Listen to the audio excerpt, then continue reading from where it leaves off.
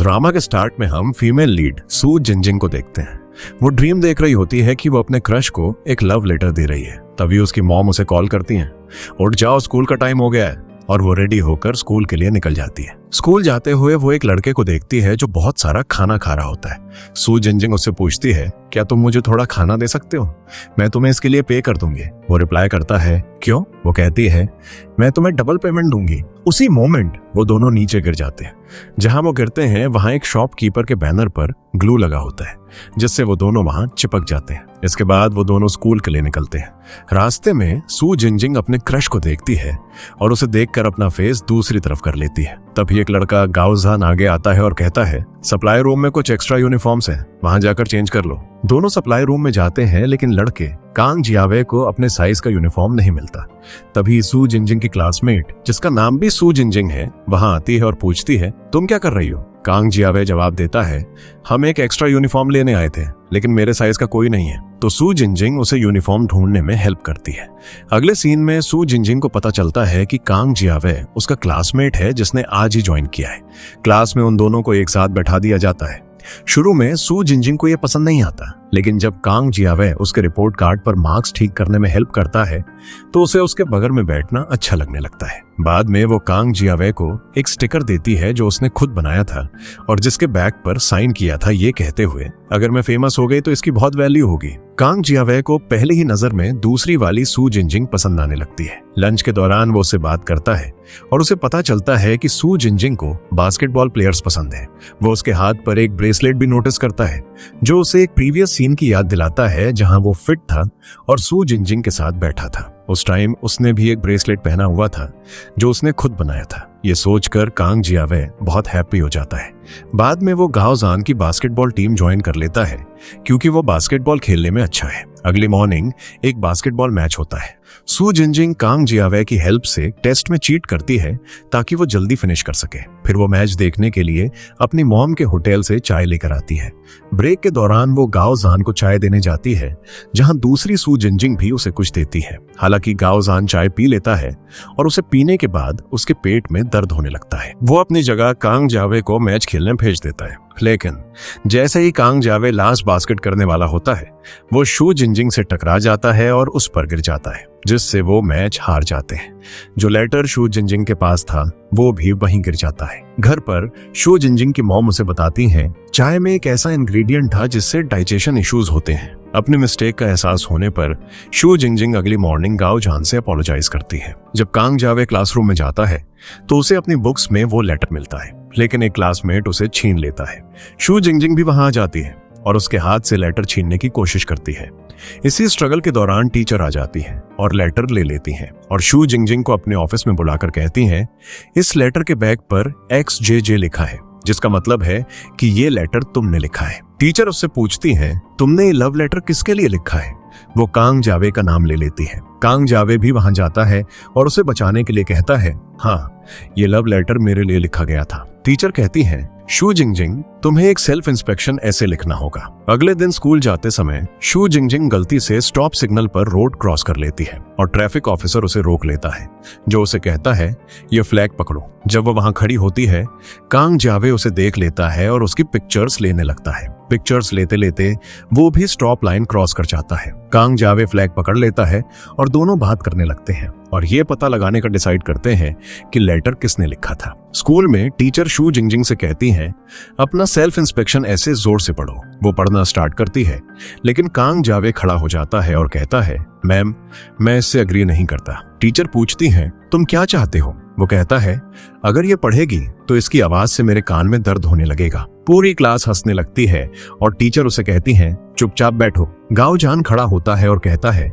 Ma'am, ये उसका personal matter है, आप इंटरफेयर नहीं कर सकती। अगर वो पढ़ना चाहेगी तो पढ़ेगी, वरना नहीं पढ़ेगी। टीचर मान जाती हैं। सू जिनजिंग बाद में गाओजान से पूछती है, क्या तुम ये पता लगाने में हेल्प कर सकते हो कि लेटर किसने छोड़ा था? गाओजान अग्री हो जाता है, लेकिन कहता है, मुझे कहीं जाना है और पहले जिनजिंग को घर ड्रॉप करना है। इससे वो दोनों बहुत जेलस हो जाते हैं। बाद में गाओजान और कांग जियावे टीचर की डेस्क पर लेटर ढूंढने के लिए स्टाफ रूम सर्च करते हैं। उन्हें लेटर मिल जाता है और वो उस पर गोल्डन फिंगरप्रिंट्स नोटिस करते हैं। तभी टीचर आ जाती हैं।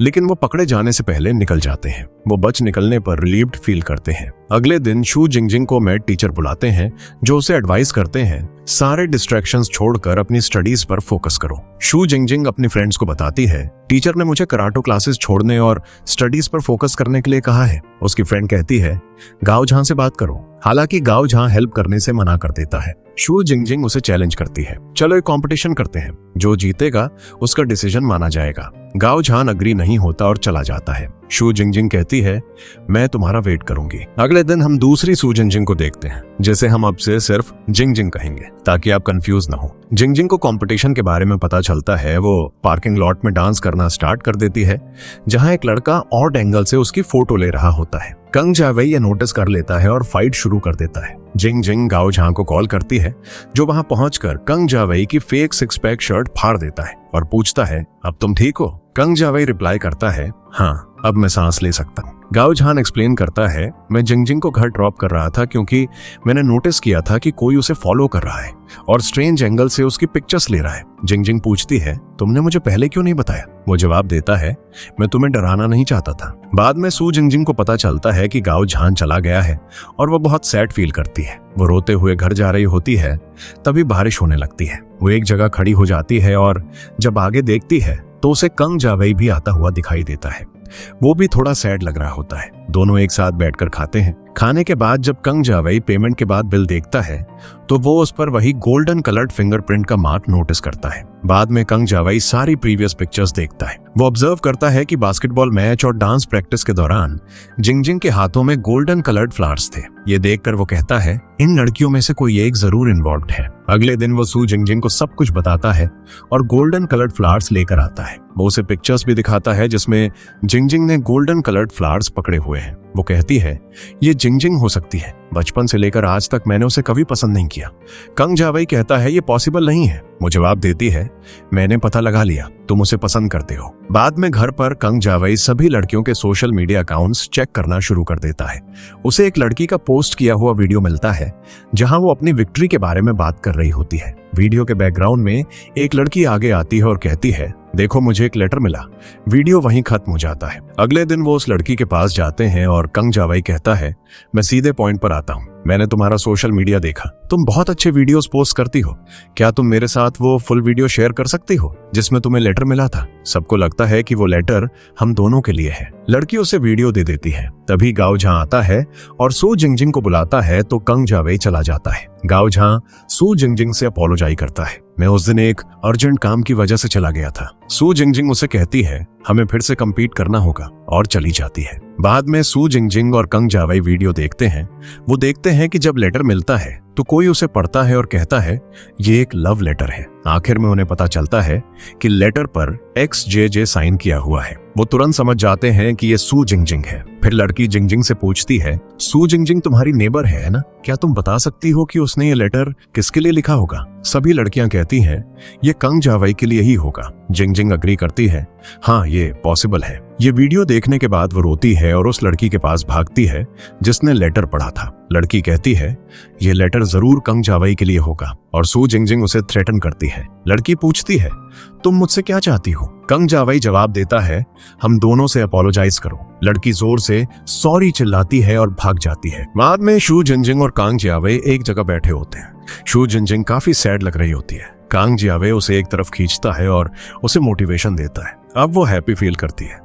वो उसकी पिक्चर लेती है, उसे एडिट करती है और कहती है, जब तुम स्मार्ट हो जाओगे तो बहुत हैंडसम लगोगे। फिर वो ऐड करती है, फ्यूचर में तुम मुझे पढ़ाना और मैं तुम्हें स्मार्ट बनाऊंगी। अगले दिन जिंगजिंग आती है और कहती है, मुझे तुमसे बात करनी है, क्या तुम एक बार मेरे साथ बाहर चलोगी? वो अग्री हो जाती है, लेकिन जिंगजिंग जो कह रही है उसे सुनती नहीं है। फिर जिंगजिंग अपोलोजाइज करती है, मेरा मतलब तुम्हें हर्ट करना नहीं था। शू जिंगजिंग जवाब देती है, तुम्हें ऐसा नहीं कहना चाहिए था। मैंने तुम्हें हमेशा माफ किया है, लेकिन इस बार मैं नहीं करूंगी, और चली जाती है। जिंगजिंग को तब अपना पास्ट याद आता है जब वो शू जिंगजिंग के पास आई थी और पूछा था क्या तुम मुझे कराटे सिखाओगी? लेकिन उसने मना कर दिया था। तभी पीछे से कांग जियावे आता है। जिंगजिंग उससे अपोलोजाइज करती है, लेकिन वो कहता है, मैं तुम्हें अच्छी तरह जानता हूँ, तुम हमारे साथ ऐसा कभी नहीं करोगी। अगले दिन शू जिंगजिंग को कांग जियावे को ट्रेन करते हुए दिखाया जाता है। उसे एक्सरसाइज करवाती है। वो उसे एक वॉच देती है और कहती है, इस तरह मुझे पता चलता रहेगा कि तुम कितनी एक्सरसाइज कर रहे हो। जॉगिंग करते समय कांग जियावे कुछ लोगों को बैठे हुए गेम्स खेलते हुए नोटिस करता है। वो उनके पास जाता है और उनके साथ खेलने लगता है। अपनी वॉच एक आदमी को दे देता है ताकि शू जिंगजिंग को उसकी हार्ट रेट डेटा मिलती रहे। शू जिंगजिंग कॉल करके पूछती है, तुम इतनी स्लोली जॉगिंग क्यों कर रहे हो? वो जवाब देता है, हेलो, मुझे तुम्हारी आवाज नहीं आ रही, हेलो, और कॉल काट देता है। शू जिंगजिंग पीछे से आती है, उसका कान पकड़ती है और उसे जॉगिंग करने के लिए फोर्स करती है। घर पर कांग जियावे शू जिंगजिंग को ऑनलाइन टेस्ट में हेल्प कर रहा होता है। वो कहता है, अपना फेस दिखाओ, क्योंकि वो दूसरी तरफ फेस करके बैठी होती है। वो जवाब देती है, मैं अपना फेस नहीं दिखाऊंगी, क्योंकि तुम मेरी अगली पिक्चर ले लोगे। वो आखिर में अपना फेस दिखाने के लिए मुड़ती है और कांग जियावे कहता है, ठीक है, अब वापस मुड़ो और अपने टेस्ट पर फोकस करो। जब वो टेस्ट दे रही होती है, कांग जियावे को एक कॉल आता है और वो चला जाता है। शू जिंगजिंग इस अपॉर्चुनिटी का फायदा उठाकर चली जाती है और अपनी जगह एक स्टफ्ड बेयर रख देती है। कांग जियावे उस बेयर को शू जिंगजिंग समझ लेता है। इस बीच शू जिंगजिंग अपने पेरेंट्स के साथ फन कर रही होती है। बेयर गिर जाता है और कांग जियावे पुलिस को कॉल करके कहता है, पढ़ाई करते करते शू जिंगजिंग मर गई है। पुलिस उसके घर पहुंचती है, लेकिन शू जिंगजिंग और उसके पेरेंट्स गाने में इतने बिजी होते हैं कि नोटिस ही नहीं करते। अगले दिन स्कूल जाते समय शू जिंगजिंग देखती है कि कांग जियावे एक जगह बैठा है। वो अपना फेस छिपाकर चली जाती है, लेकिन कांग जियावे उसे बुलाता है और कहता है, तुम्हें इतना बुरा प्रैंक करने में शर्म नहीं आती? वो जवाब देती है, मैंने तो बस कल ही ऐसा किया, मैंने पहले कभी ऐसा कुछ नहीं किया। वे आर्ग्यू करते हैं और शू जिंगजिंग कहती है, हम एक दूसरे को नहीं समझ सकते। मैं जानती हूँ कि तुम ज्यादा जॉगिंग नहीं कर सकते और तुम जानते हो कि मैं ज्यादा स्टडी नहीं कर सकती। वे आखिरकार एक दूसरे के पर्सपेक्टिव्स को समझते हैं। शू जिंगजिंग अपनी स्टडीज को लेकर और सीरियस हो जाती है और दोनों एक दूसरे की हेल्प करते हैं। टेस्ट के दिन शू जिंगजिंग के मैथ और चाइनीज के एग्जाम्स होते हैं। मैथ टेस्ट के दौरान टीचर उसे देखती रहती है और शू जिंगजिंग पूछती है, मेरे फेस पर कुछ लगा है क्या? टीचर बिना कुछ कहे चली जाती हैं। बाद में जब सभी फ्रेंड्स इकट्ठा होते हैं, कांग जियावे शू जिंगजिंग से पूछता है, क्या तुम मुझे कुछ दिनों के लिए एक्सरसाइज से ब्रेक दोगी? वो जवाब देती है, क्यों? वो कहता है, तुम्हें भी तो टेस्ट से ब्रेक मिलेगा। शू जिंगजिंग अग्री हो जाती है। अगले दिन शू जिंगजिंग को अपने टेस्ट के मार्क्स मिलते हैं, जिसमें उसे सिर्फ मैथ में अच्छे ग्रेड्स मिलते हैं, तो वो दुखी होकर चली जाती है। कांग जियावे बाहर जाकर उसे कंसोल करता है। उनकी बातचीत के दौरान उनकी फाइट शुरू हो जाती है और वो एक दूसरे से आर्ग्यू करने लगते हैं। फिर वो एक दूसरे से बेट लगाते हैं। शू जिंगजिंग कहती है, समर वेकेशन के बाद अगर तुमने वेट लॉस कर लिया तो मैं तुम्हारे ऑर्डर फॉलो करूंगी। कांग जियावे कहता है, अगर तुमने अपना काम खुद किया और कॉपी करना बंद कर दिया तो मैं तुम्हारे ऑर्डर्स फॉलो करूंगा। वेकेशन स्टार्ट हो जाती है और शू जिंगजिंग अपना स्केड्यूल बनाती है, जिससे उसके पेरेंट्स सरप्राइज हो जाते हैं। वो अपने फ्रेंड्स के साथ भी टाइम एंजॉय करती है। फिर वो कांग जियावे की आईडी चेक करती है और नोटिस करती है कि उसने एक फूड पिक्चर पोस्ट की है, ये सोचकर कि कांग जियावे वेट लॉस नहीं कर सकता। वेकेशन खत्म हो जाती है, लेकिन शू जिंगजिंग अभी भी होमवर्क कॉपी कर रही होती है। ये देखकर कांग जियावे कहता है, तुमने अभी भी कॉपी करना बंद नहीं किया। शू जिंगजिंग स्टन्ड रह जाती है और कांग जियावे को देखती है, जो बहुत ही हैंडसम और स्मार्ट हो गया था। वो उसे पहचान भी नहीं पाती। वो चुपके से उसे फॉलो करता है और उसे दूबी कहकर बुलाता है, क्योंकि वो एक बेट हार गई थी। और शू जिंगजिंग रुककर कहती है, मैंने तुमसे कई बार कहा है मुझे दूबी मत बुलाओ। कांग जियावे उसके पास आकर कहता है, ये सिर्फ एक नाम है, तुमने कहा था मैं वेट लॉस नहीं कर सकता, देखो मैंने कर लिया और तुम हार गई। क्लास में एंटर करने के बाद उनकी सीट्स फिर से चेंज हो जाती हैं, लेकिन शू जिंगजिंग आखिर में कांग जियावे के साथ ही बैठती है, जिससे वो खुश नहीं होती। जब वो अपने फ्रेंड्स के साथ बैठती है तो वो उनसे पूछती है, जब वो मुझे दूबी बुलाता है तो सब मुझ पर क्यों हंसते हैं? क्या मैं सच में दूबी जैसी दिखती हूँ? उसकी फ्रेंड्स उसे देखने लगती हैं और कहती हैं, नहीं, तुम बिल्कुल भी दूबी जैसी नहीं दिखती। फिर उन्हें एक आइडिया आता है और वो बहुत हैप्पी हो जाती है। अगले सीन में हम शू जिंगजिंग को कांग जियावे के पास जाते हुए देखते हैं और वो कहती है, यहाँ बहुत ठंड है, क्या तुम मुझे अपना कोट दे सकते हो? वो उसे अपना कोट देने लगता है, लेकिन फिर वापस खींच लेता है और कहता है, बदले में तुम्हें मेरे फैंस को रोकना होगा। सारी लड़कियां कांग जियावे के पीछे होती हैं क्योंकि वो बहुत हैंडसम हो गया है, लेकिन वो उनसे भागता रहता है। कांग जियावे फिर बास्केटबॉल टीम ज्वाइन कर लेता है अपनी वीकनेस की वजह से उसके हाथ कांप रहे होते हैं, लेकिन वो फिर भी अपनी टीम को जीत दिलाता है। मैच के बाद सू जिंगजिंग उसे कहीं बैठे हुए देखती है जो बहुत बीमार लग रहा होता है। जैसे ही वो पास आती है, कांग जियावे उठने की कोशिश करता है लेकिन गिर जाता है। सू जिंगजिंग उसे हेल्प करती है। फिर वो अपनी फ्रेंड से एक चॉकलेट लेती है और उसे देती है। वो उसे कहती है, खुद पर इतना प्रेशर मत डालो। कांग जियावे उसे इग्नोर करता है और भाग जाता है। बाद में गाओजन सू जिंगजिंग के पास आता है और पूछता है, कराटे का एक मैच खेलोगी? सू जिंगजिंग रूम से चली जाती है। अगले दिन वो रेस के लिए कई लड़कियों से सिग्नेचर्स इकट्ठा करने में बिजी होते हैं। टीचर बात करने के लिए प्रिंसिपल के पास जाती है। प्रिंसिपल उनसे कहते हैं, आप इतने यंग हैं, आप बच्चों की बातों में कैसे आ सकती हैं? क्या आप नहीं जानती कि लड़कियां इसमें पार्टिसिपेट नहीं करती? वो जवाब देती हैं, क्यों नहीं कर सकती? बस एक बार उन्हें परमिशन दीजिए और लड़कियां जीत कर दिखाएंगी। उनके बीच एक तीखी बहस शुरू हो जाती है। इस बीच कांग जियावे जिंगजिंग के साथ प्रैक्टिस कर रहा होता है। दूसरी तरफ सू जिंगजिंग को लड़कियों के नेम्स के साथ टीचर के पास जाते हुए देखा जाता है। टीचर उस पर बहुत गुस्सा होती हैं।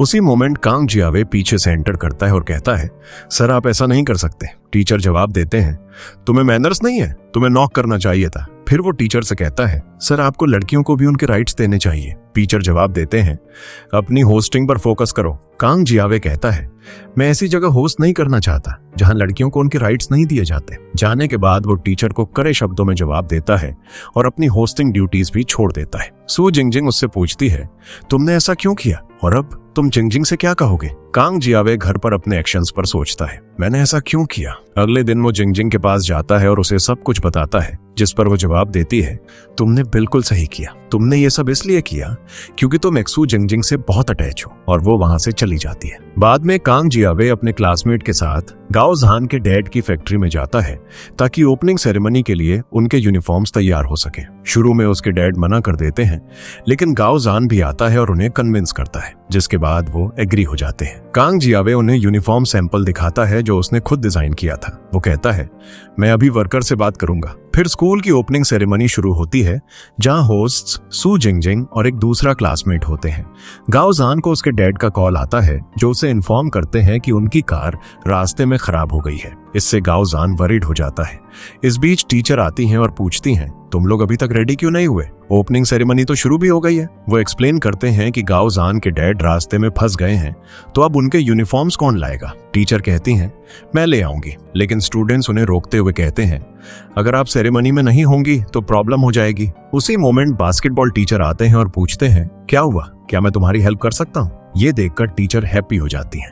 फिर दिखाया जाता है कि क्लास 2 की ओपनिंग सेरेमनी हो रही है। उसके बाद क्लास 3 की टर्न है, जो उनकी क्लास है। दोनों होस्ट्स डिसऑर्डर्स रब होते हैं, सोच रहे होते हैं कि क्या करें, क्योंकि बाकी लोग अभी तक नहीं आए हैं।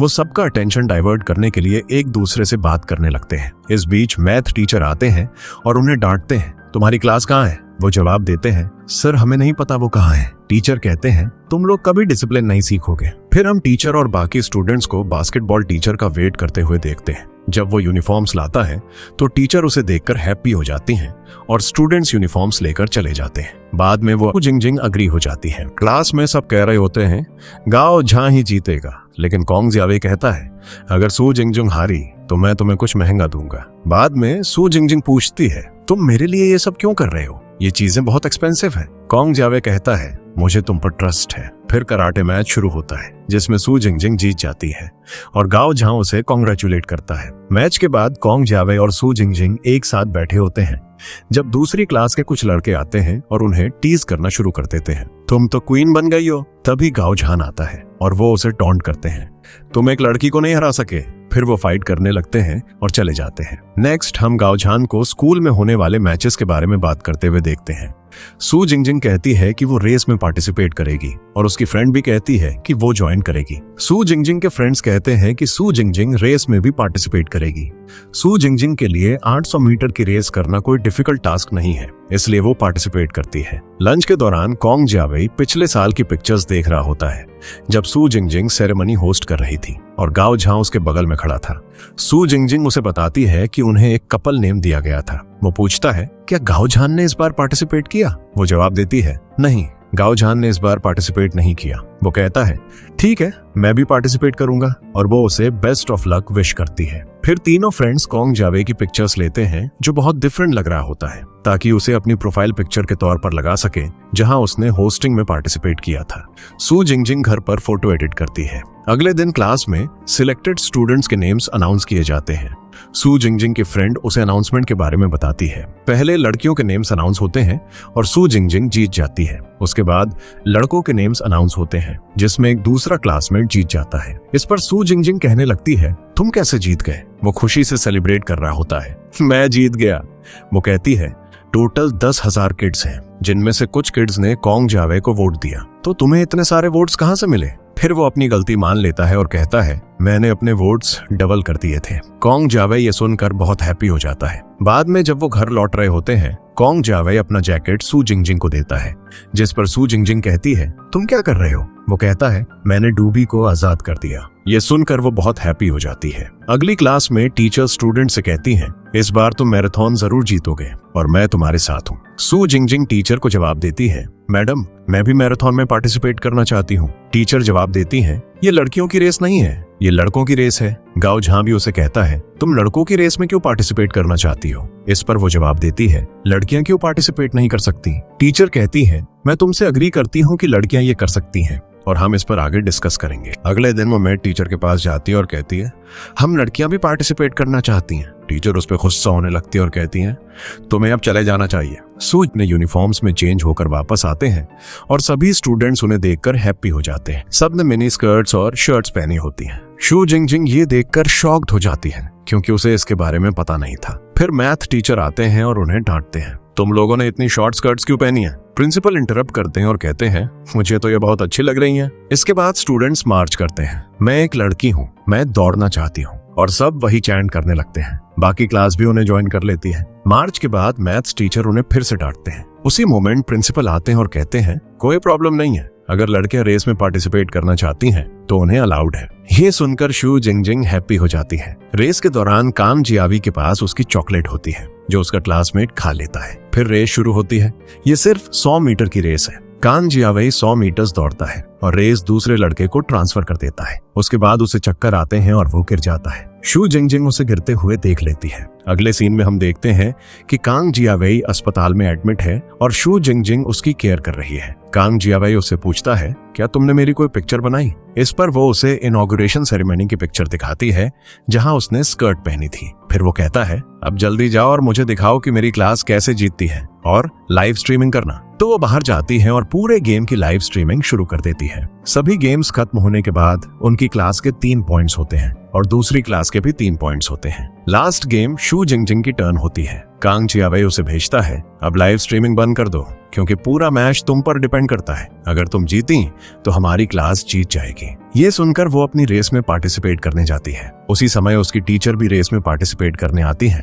वो टीचर से पूछती है मैम आप क्यों आई हैं? टीचर जवाब देती हैं सर ने कहा कि लड़कियां भी पार्टिसिपेट कर सकती हैं तो मैं भी आ गई। ये सुनकर वो अपनी टीचर को देखकर बहुत हैप्पी हो जाती है और रेस शुरू होती है। अचानक कुछ लड़कियां सू जिंगजिंग के सामने आ जाती हैं ताकि वो आगे ना बढ़ सके और दूसरी क्लास की एक और लड़की उससे आगे निकल जाती है। उसी मोमेंट कांग जियावे एक बाइसिकल पर आता है और कहता है उन्हें साइड करो और आगे बढ़ो। ये सुनकर सू जिंगजिंग दूसरी लड़की को पुश करके आगे बढ़ती है, लेकिन वो खुद भी गिर जाती है। इस वजह से उसे थोड़ी इंजरी हो जाती है। कांग जियावे उसे उठने में हेल्प करता है और वो फिर से दौड़ना शुरू कर देती है। फिनिश लाइन पर कई बच्चे उनका वेट कर रहे होते हैं। पहले दूसरी क्लास की लड़की लाइन तक पहुंचती है, उसके बाद सू जिंगजिंग। जब दोनों फिनिश लाइन के पास होते हैं तो सभी बच्चे उन्हें चीयर करते हैं, तुम कर सकती हो। आखिर में सू जिंगजिंग विनर बन जाती है। विनर बनने के बाद वो वहीं कोलैप्स हो जाती है। उसके फ्रेंड्स उसके पास आते हैं और बास्केटबॉल टीचर कहते हैं उसे जल्दी से फर्स्ट एड में ले जाओ। गाओ झान उसे उठाता है और ले जाने लगता है। उसका चेकअप होने के बाद नर्स कहती है यहाँ सिर्फ एक व्यक्ति रह सकता है, बाकी सब चले जाएं। इस पर कांग जियावे गाओ झान से कहता है तुम यहाँ क्यों नहीं रुक जाते? इस पर गाओ झान जवाब देता है मुझे माम के ऑफिस जाना है, तुम क्यों नहीं रुक जाते? और बाकी स्टूडेंट्स चले जाते हैं। कांग जियावे सू जिंगजिंग के पास जाता है और कहता है मैं तुम्हें तुम्हारी एक पिक्चर दिखाता हूँ। फिर वो उसे एक पिक्चर दिखाता है जहाँ गाओ झान सू जिंगजिंग को उठाए हुए है। वो पिक्चर को ध्यान से देखती है और कहती है, तुम्हें तो पिक्चर्स लेना भी नहीं आता, देखो मेरे पैर कितने मोटे लग रहे हैं। इस पर वो कहता है, ठीक है मैं इसे डिलीट कर देता हूँ। वो कहती है, नहीं डिलीट मत करना, बस मुझे सेंड करना याद रखना। अगले दिन सब अपने प्राइजेस रिसीव कर रहे होते हैं। वे दूसरी क्लास के स्टूडेंट्स को टीज करते हैं, चलो जोर से कहो class 3 is the best, class 3 is the best. दूसरी क्लास ये चैंट करने लगती है और जब वो और जोर से चिल्लाते हैं तो वो कहते हैं, ठीक है अब स्माइल भी करो। तभी मैम आती हैं और कहती हैं, ठीक है स्टूडेंट्स यहाँ से जाओ, आज की ट्रीट मेरी तरफ से है। ये सुनकर सभी स्टूडेंट्स बहुत हैप्पी हो जाते हैं। फिर दिखाया जाता है कि मैम उन्हें ट्रीट दे रही हैं और कहती हैं, कांग्रेट्स टू क्लास 3 एंड एक्सू जिंगजिंग, जिन्होंने लड़कियों को जीत दिलाई और उनका हक हासिल किया। उसी मोमेंट बास्केटबॉल कोच भी आते हैं और कहते हैं, मैं लेट हो गया। स्टूडेंट्स जवाब देते हैं, ओ मैम और सर एक साथ। मैम थोड़ा ब्लश करती हैं। फिर सब खाना शुरू कर देते हैं। बाद में जब कांग जियावे और सू जिंगजिंग एक साथ घर जा रहे होते हैं, सू जिंगजिंग उससे पूछती है, तुम इतनी जल्दी इतने स्मार्ट कैसे हो गए? क्या तुम स्मार्ट बनने के लिए कोई मेडिसिन ले रहे हो? वो जवाब देता है, नहीं मैं कोई मेडिसिन नहीं लेता, मैं बस कम खाता हूँ और ज्यादा प्रोटीन लेता हूँ, बस इतना ही। लेकिन सू जिंगजिंग उस पर बिलीव नहीं करती। अगले दिन वो गाओ झां के पास जाती है और कहती है, क्या तुम मेरे लिए एक इन्वेस्टिगेशन करोगे? वो पूछता है, कैसी इन्वेस्टिगेशन? वो कहती है, तुम्हें कांग जियावे पर नजर रखनी है, वो कितना खाता है, क्या करता है और वो इतना स्मार्ट कैसे हो गया। वो जवाब देता है, तुम्हारे पास कोई प्रूफ है? अगर प्रूफ है तो मेरे पास आना, वरना मत आना। बाद में जब गाओ झां चला जाता है, जिंगजिंग आती है। वो उससे कहती है, मेरा कजिन तुमसे कराटे सीखना चाहता है, तुम उसे क्यों नहीं सिखाते? वो एग्री हो जाता है और कहता है, चलो कल मिलते हैं। ये सब सुनकर सू जिंगजिंग जल्दी से कांग जियावे के पास जाती है और उसे सब कुछ बताती है। कांग जियावे कहता है, तो इसमें गलत क्या है? वो जवाब देती है, प्रॉब्लम ये है कि जिंगजिंग का कोई कजन है ही नहीं, तो वो कैसे कह सकती है कि उसका कजन कराटे सीखना चाहता है। अगले दिन सू जिंगजिंग एक फेक पोनीटेल विग पहनकर पार्क में जाती है, जहां वो और कांग जियावे गाओ जन और जिंगजिंग पर स्पाई करते हैं। वे देखते हैं कि जिंगजिंग अपना हाथ गाओ झां की वेस्ट पर रख रही है। कांग जियावे और सू जिंगजिंग जल्दी से उनकी तरफ भागते हैं। वे पूछते हैं, तुम लोग यहाँ क्यों? कांग जियावे कहता है, सू जिंगजिंग मुझे यहाँ जॉगिंग के लिए लाई थी। फिर गाओ झां उन्हें बताता है, जिंगजिंग मुझसे कराटे के बारे में पूछने आई थी। ठीक है तो हम दोनों उसे कराटे डेमोन्स्ट्रेट करके दिखाएंगे। और फिर सू जिंगजिंग अपना हाथ उसकी वेस्ट पर रखने लगती है। उसी मोमेंट जिंगजिंग कहती है, मेरा कजन तुमसे फेस टू फेस सीखेगा। फिर दिखाया जाता है कि वो एक जगह जाते हैं और सारे गेम्स खेलते हैं। गेम्स खेलने के बाद वो सोचते हैं, चलो डिनर करते हैं। सू जिंगजिंग कहती है, जो जगह मैंने बुक की है वो सिर्फ 2 लोगों के लिए है। गाओ झां उससे कहता है, चलो कहीं और चलते हैं जहां हम चारों बैठ सकें। फिर वो सब खाने के लिए एक जगह पहुंचते हैं। वहां सब खाना शुरू कर देते हैं। कांग जियावे कुछ और लेने जाता है और सू जिंगजिंग खाने में कुछ ऐड करने के लिए कुछ खोलने की कोशिश कर रही होती है, लेकिन खोल नहीं पाती। जब वो ज्यादा फोर्स लगाती है तो वो उसके फेस पर गिर जाता है। गाओ झां उसे एक टिश्यू देता है और वो अपना फेस पोंछती है, लेकिन उसके फेक हेयर गिर जाते हैं। वो एम्बैरस हो जाती है और वहां से भाग जाती है। कांग जियावे भी ये देखता है और उसके पीछे जाता है। उसके फेक हेयर को देखकर वो पूछता है, ये क्या है? वो कहती है, बस इसे फेंक दो। फिर जब वो घर जा रहे होते हैं, वो एक जगह बैठते हैं और कांग जियावे को अपनी ऑनलाइन फ्रेंड का मैसेज आता है। वो उसे एक कॉफी शॉप में मिलने के लिए कह रही होती है। कांग जियावे बहुत हैप्पी फील करता है। अगले दिन वो उस कॉफी शॉप में उससे मिलने जा रहा होता है। लड़की कहती है, मैं दूसरे टेबल पर बैठी हूँ। वो रेडी होकर टेबल की तरफ बढ़ने ही वाला होता है कि वहाँ गाओ झां को देख लेता है। उसे देखकर कांग जियावे भाग जाता है। बाद में वो एक्सू जिंगजिंग को सब कुछ बताता है और एक्सू जिंगजिंग बहुत हंसती है। अगले दिन दिखाया जाता है कि स्टूडेंट्स के पेरेंट्स स्कूल आए हैं। मैथ टीचर मिस्टर जाओ पेरेंट्स से बात कर रहे होते हैं। वे कहते हैं, हमने वो वीडियो देखा जहां मिस कह रही थी कि आप सभी को डेट करना चाहिए। क्या वो चाहती हैं कि हमारे बच्चे अब डेट करना शुरू कर दें? फिर एक और पेरेंट कहता है, मिस को अभी यहाँ बुलाइए। जब मिस आती हैं तो पेरेंट्स उन्हें बहुत डांटने लगते हैं। मिस कहती हैं, मेरा मतलब वैसा नहीं था, आपने गलत समझा। उसी मोमेंट सभी स्टूडेंट्स वहां आ जाते हैं। टीचर उन्हें डांटते हैं, तुम्हें यहाँ आने की परमिशन किसने दी? क्या तुम्हारी क्लासेस नहीं चल रही? फिर पीछे से प्रिंसिपल आते हैं। प्रिंसिपल कहते हैं, रुकिए, स्टूडेंट्स को यहीं रहने दीजिए। फिर वो बैठते हैं और कहते हैं, मैं अग्री करता हूं कि मिस के पास दूसरे टीचर्स के मुकाबले कम एक्सपीरियंस है, लेकिन इसका मतलब ये नहीं है कि वो एक अच्छी टीचर नहीं है। हालांकि पेरेंट्स हर चीज के लिए मिस को ब्लेम करते रहते हैं। उसी मोमेंट सू जिंगजिंग अपनी मदर से कहती है, मॉम बस करो, ये मिस की फॉल्ट नहीं है। प्रिंसिपल फिर कहते हैं, क्या होगा अगर ये स्टूडेंट्स मिड टर्म एग्जाम्स में बेहतर मार्क्स स्कोर करें? ये सुनकर सू जिंगजिंग की मदर कहती है, ठीक है फाइन, फिर गाओ कहता है हम टॉप 3 में आएंगे। ये सुनकर उसकी मदर बहुत हैप्पी हो जाती है। बाद में जब मिस क्लास में आती हैं तो सभी स्टूडेंट्स बहुत साथ होते हैं। मिस कहती हैं इट्स ओके। उसी मोमेंट सभी स्टूडेंट्स कहते हैं मिस हम आपके लिए बहुत हार्ड वर्क करेंगे। अगले सीन में सभी स्टूडेंट्स सू जिंगजिंग की मदर की शॉप पर बैठे होते हैं, जहां सू जिंगजिंग की मदर उन्हें खाना और ड्रिंक्स दे रही होती हैं। जब सभी स्टूडेंट्स अपने ब्रेक के बाद जा रहे होते हैं, सू जिंगजिंग भी जाने लगती है। कंग जियावे उसे बैठने के लिए कहता है और उसे फिर से मैथ एक्सप्लेन करने लगता है, जो उसे बिल्कुल समझ नहीं आता। थोड़ी देर बाद वो फिर से भूल जाती है। फिर वो कंग जियावे से कहती है मैंने तुमसे अभी ये सिंपल क्वेश्चन समझा था और अब मैं भूल गई। जवाब में कंग जियावे पूरी क्लास को वो क्वेश्चन एक्सप्लेन करता है। सू जिंगजिंग पूरी रात अपने टेस्ट की प्रिपरेशन करती है ताकि उसे अच्छे मार्क्स मिल सके। फिर वो ऑनलाइन टेस्ट देती है जिसमें वो अच्छा स्कोर करती है। वो इस बात से हैप्पी होती है। अगले सीन में क्लास में एक सिंपल टेस्ट हो रहा होता है और वो सू जिंगजिंग एक सिंपल क्वेश्चन का आंसर नहीं दे पाती। वो क्लास से चली जाती है और कंग जियावे उसके पीछे बाहर जाता है। वो पूछता है तुम्हें क्या हुआ? वो उसे बताती है मैंने तुम्हें ये क्वेश्चन इतनी बार दिखाया तो अब मैं इसे क्यों नहीं कर पा रही हूँ? वो कहता है तुम इतना इजी क्वेश्चन का आंसर नहीं दे सकती, तुमने मुझे ये 4 बार दिखाया। अगले सीन में सभी स्टूडेंट्स क्लास में अपने टेस्ट की तैयारी कर रहे होते हैं और थोड़ी देर बाद उनका टेस्ट शुरू हो जाता है। टेस्ट के बाद जब सू जिंगजिंग बाहर आती है तो उसकी फ्रेंड पूछती है वो क्वेश्चन कैसा था? सू जिंगजिंग कहती है मुझसे कोई क्वेश्चन मत पूछो। फिर वो पूछती है तुम्हारा पेपर कैसा गया? उसकी फ्रेंड जवाब देती है मुझे नहीं पता कैसा गया, अब मुझे बस मिस को बचाना है। तभी गाओजन आता है और सू जिंगजिंग की फ्रेंड चली जाती है। गाओजन उसे बताता है तुमने मुझे कंग जियावे पर नजर रखने के लिए कहा था, ये देखने के लिए कि वो कितना खाता है। कंग जियावे बिल्कुल नहीं खाता, वो बस खाने का नाटक करता है। अगले सीन में सू जिंगजिंग कंग जियावे को एक रेस्टोरेंट ले जाती है। वहाँ बहुत सारा फूड होता है।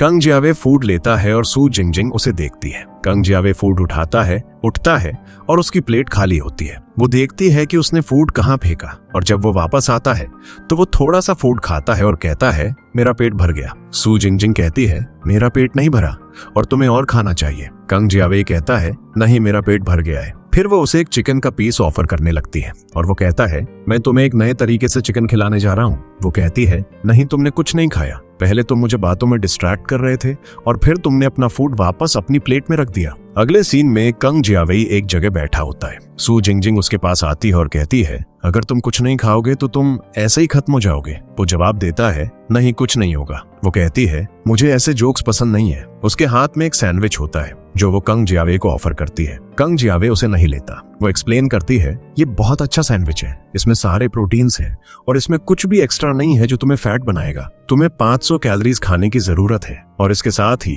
वो कंग जियावे को कुछ रेगुलर एक्सरसाइजेस करने और फूड खाने के लिए भी कन्विंस करती है। अगले दिन सबको अपनी टेस्ट शीट्स मिलती हैं और सू जिंगजिंग के बहुत अच्छे मार्क्स होते हैं, लेकिन मिस्टर जाओ मिस से कहते हैं सू जिंगजिंग ने चीट किया है। उसे फिर स्टाफ रूम में बुलाया जाता है। टीचर उससे पूछती है तुम टेस्ट के दिन मेरी टेबल पर क्यों आई थी? जिस पर वो जवाब देती है सर मैं यहाँ चीट करने नहीं आई थी, मैं पेपर एक्सचेंज करने आई थी क्योंकि मुझे गलत पेपर मिल गया था। फिर मिस उसे क्लास में वापस भेज देती है। क्लास में वापस आने के बाद सू जिंगजिंग वरिड होती है कि उसकी वजह से मिस को स्कूल से एक्सपेल किया जा सकता है। तभी मिस क्लास में एंटर करती हैं और स्टूडेंट्स पूछते हैं मैम क्या हमारे ग्रेड्स आ गए हैं? मिस जवाब देती हैं मेरे पास तुम्हारे लिए गुड न्यूज है। स्टूडेंट्स ये सोचकर बहुत हैप्पी हो जाते हैं कि उन्हें 2nd या 3rd ग्रेड शायद 1st प्लेस मिला होगा, लेकिन मिस कहती हैं 4th ग्रेड। सभी स्टूडेंट्स चुपचाप बैठ जाते हैं और मिस कहती हैं सबने मेरी बहुत प्रेज की है, तुम सबने बहुत अच्छे ग्रेड पाए हैं। एक सू जिंगजिंग की फ्रेंड कहती है मैम हम आपको यहाँ से जाते हुए नहीं देख सकते। फिर सभी स्टूडेंट्स रोने लगते हैं। घर आने के बाद सू जिंगजिंग रोने लगती है और अपनी मदर को सब कुछ बताती है। उसकी मदर कहती हैं मैं तुम्हारे स्कूल जाऊंगी और पूछूंगी कि किसने कहा कि मेरी बेटी चीट करती है। अगले दिन सू जिंगजिंग की मदर मिस्टर जाओ के पास जाती हैं और कहती हैं बताइए आपकी क्लास को कौन सा ग्रेड मिला है? मिस जवाब देती हैं 4th।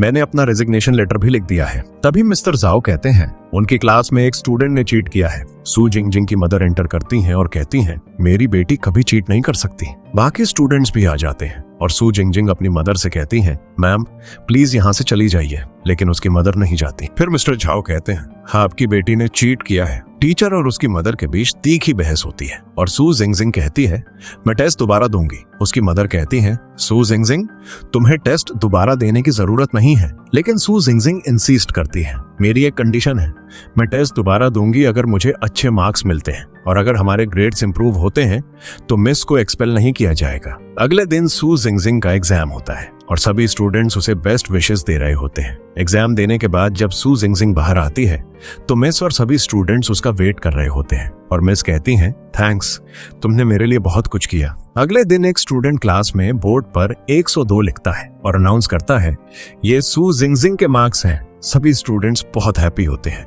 तभी टीचर क्लास में एंटर करते हैं और कहते हैं, ये इतने अच्छे मार्क्स नहीं है। फिर कांग जियावे खड़ा होता है और कहता है, सर, आपको सू जिंगजिंग से अपोलोजाइज करना होगा क्योंकि आपने उस पर गलत इल्जाम लगाया था। टीचर उसे इग्नोर करते हैं और स्टूडेंट से कहते हैं, जल्दी से अपनी शीट्स निकालो। बाकी स्टूडेंट्स भी खड़े हो जाते हैं और कहते हैं, हम अपनी शीट्स नहीं लाए हैं। टीचर प्रिंसिपल के पास जाते हैं और उन्हें सब कुछ बताते हैं, जिस पर प्रिंसिपल उन्हें बैठने के लिए कहते हैं और कहते हैं, आपको कुछ टाइम ऑफ लेना चाहिए। वो पूछते हैं, सर, क्या आप मुझे एक्सपेल कर रहे हैं? प्रिंसिपल जवाब देते हैं, नहीं नहीं, मैं आपको क्यों एक्सपेल करूंगा, मैं बस आपको एक ब्रेक दे रहा हूँ। अपने बच्चों के साथ कुछ टाइम स्पेंड कीजिए। अगले दिन सू जिंगजिंग अपनी फ्रेंड्स के साथ कैफे में बैठी होती है और देखती है कि कांग जियावे एक जगह बैठा है तो वो उसके पास जाती है। कांग जियावे उसे देखता है और खाना बंद कर देता है। वो फिर कहती है, आज मैं हैप्पी हूँ, आज तुम खा सकते हो। और फिर ऐड करती है, अभी नहीं, मेरे पेरेंट्स ने तुम्हें हमारे घर डिनर पर इनवाइट किया है। फिर दोनों सू जिंगजिंग के घर जा रहे होते हैं और सू जिंगजिंग उसे बताती है, मेरा घर बिल्कुल भी क्यूट नहीं है क्योंकि मेरे डैड को फर्नीचर बनाना नहीं आता, लेकिन फिर भी उन्होंने फर्नीचर बनाया। और मेरी मॉम को डेकोरेशन के बारे में कुछ नहीं पता, लेकिन फिर भी उन्होंने घर डेकोरेट किया। वो जवाब देता है, तुम मेरी एक्सपेक्टेशंस कम कर रही हो सकता है कि ये बहुत क्यूट घर हो। वो फिर कहती है, तुम्हें पता चल जाएगा कि मेरा घर कितना क्यूट है जब तुम वहां जाओगे। जब वो घर पहुंचते हैं तो सू जिंगजिंग के पेरेंट्स खुशी से उनसे मिलने आते हैं। फिर वो सब डाइनिंग टेबल पर एक साथ बैठकर खाते हैं।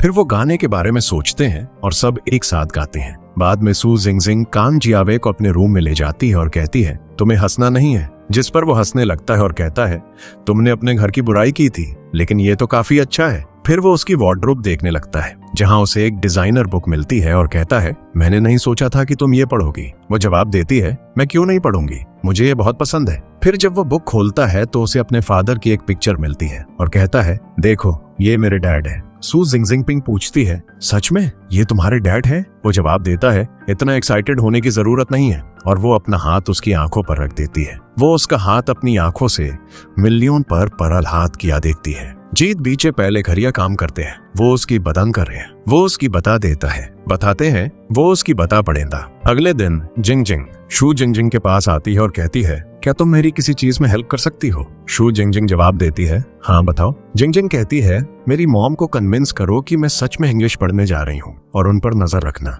फिर वो उसे एक जगह दिखाती है और कहती है, मैं यहाँ डांस करती हूँ। वो एक डांस वीडियो दिखाती है जिसमें उसने मास्क पहना होता है। शू जिंगजिंग पूछती है, तुम मास्क क्यों पहनती हो? जिंगजिंग जवाब देती है, अगर मैं वायरल हो गई तो मेरी मॉम को पता नहीं चलेगा कि ये कौन है। घर जाने के बाद शू जिंगजिंग उसके लिए एक मास्क बनाती है और अगले दिन वो उसे देती है, जिससे जिंगजिंग बहुत हैप्पी हो जाती है। जिंगजिंग मास्क अपने साथ ले जाती है जब वो अपनी प्रैक्टिस प्लेस पर जा रही होती है और उसकी मॉम उसे फॉलो कर रही होती है। कांग जियावे और शू जिंगजिंग उन्हें देख लेते हैं। फिर वो उसे मैसेज करते हैं, लेकिन वो मैसेज नहीं पढ़ती। फिर शू जिंगजिंग कहती है, मुझे एक शॉर्टकट पता है। वो फिर शॉर्टकट से भागकर वहां पहुंचती है। तभी जिंगजिंग आती है और कहती है, तुम यहाँ आने में लेट हो गई।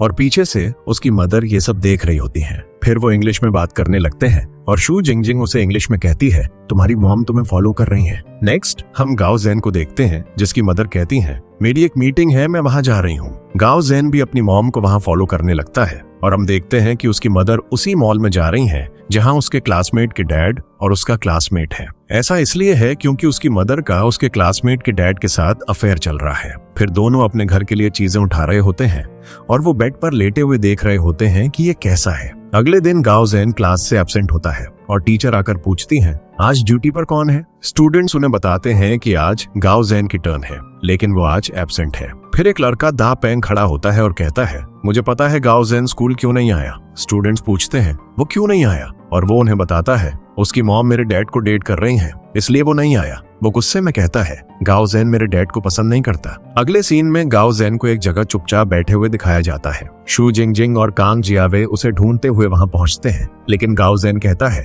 मैं अभी घर नहीं जा रहा हूँ क्योंकि मैं अपनी मॉम का फेस नहीं करना चाहता। शू जिंगजिंग पूछती है, तो अब तुम कहाँ रहोगे? फिर वो कांग जियावे को देखती है। कांग जियावे पूछता है, तुम दोनों मुझे क्यों देख रहे हो? और फिर वो कहती है, कांग जियावे, तुम्हारा घर काफी बड़ा है ना, तो तुम गाओ जेन को अपने साथ ले जा सकते हो। अगले सीन में कांग जियावे गाओ जेन के साथ अपने घर में बैठा होता है और उसके डैड कहते हैं, गाओ जेन, तुम उसके रिलेशनशिप में उसके साथ सोओगे? कांग जियावे पूछता है, मेरे साथ? उसके डैड जवाब देते हैं, 2 लड़कों के लिए एक बेड शेयर करना ठीक है, तो वो तुम्हारे साथ सोएगा। अगले दिन शू जिंगजिंग के 2 और फ्रेंड्स देखते हैं कि कुछ लड़के दा पेंग के साथ फाइट कर रहे हैं और कह रहे हैं, तुम्हारे डैड का गाओ जेन की मॉम के साथ अफेयर चल रहा है। शू जिंगजिंग की फ्रेंड जायो वहां आती है और उन सबको भगा देती है। ये सुनने के बाद दा पेंग जायो को पसंद करने लगता है। फिर हम शू जिंगजिंग को गाओ जेन के साथ एक रेस्टोरेंट में आते हुए देखते हैं और रेस्टोरेंट का वेटर शू जिंगजिंग का डैड निकलता है। जब उसके डैड वहां आते हैं और उन्हें एक साथ देखते हैं तो वो सरप्राइज हो जाते हैं और पूछते हैं, तुम दोनों यहाँ क्या कर रहे हो?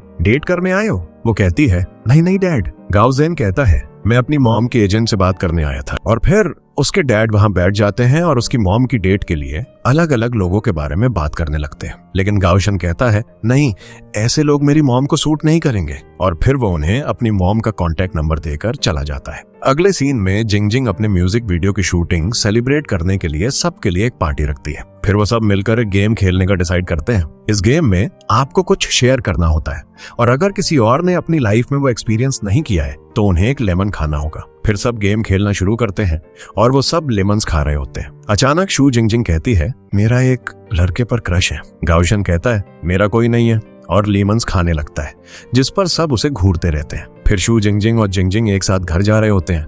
शू जिंगजिंग कहती है, तुम म्यूजिक वीडियो में जरूर जीतोगी। जिंगजिंग पूछती है, क्लास में तुम्हारा किस पर क्रश है? शू जिंगजिंग कुछ नहीं कहती और चलने लगती है। जिंगजिंग पीछे से पुकारती है और कहती है, वो लड़का दाओशो ज़ेन है ना? शू जिंगजिंग वहीं रुक जाती है। जिंगजिंग कहती है, मैंने उस पर गिव अप कर दिया है। शू जिंगजिंग पीछे मुड़कर उसे देखती है और जिंगजिंग कहती है, सीरियसली? अब तुम जाओ और उसे अपना बना लो। अगले दिन शू जिंगजिंग कहीं बैठी होती है, सैड लग रही होती है और कांग जियावे उसे नोटिस करता है। वो पास आकर पूछता है, तुम यहाँ अकेले क्यों बैठी हो? वो उसे सब कुछ बताती है। वो कहता है, ये तो ग्रेट न्यूज है, उसने गाओ जेन पर गिव अप कर दिया। वो पूछती है, उसने ऐसा क्यों किया? वो जवाब देता है, शायद उसे उससे भी ज्यादा हैंडसम लड़का मिल गया है। इस पर शू जिंगजिंग इधर उधर देखने लगती है और कहती है, वो लड़का कहाँ है? वो जवाब देता है, ये कोई जोक नहीं है, वो लड़का मैं हूँ। वो जोकिंगली जवाब देती है, हाँ हाँ मुझे पता है। अगले दिन कांग जियावे अपने जन्मदिन पर सबको अपने घर इनवाइट करता है। फिर कांग जियावे शू जिंगजिंग के पास आता है और कहता है, मैंने ये सब तुम्हारे लिए अरेंज किया है, जिस पर शू जिंगजिंग हैप्पी हो जाती है। बाद में हम शू जिंगजिंग को मॉल में देखते हैं, जो कांग जियावे के लिए गिफ्ट ढूंढ रही होती है। जो बैग उसे पसंद आता है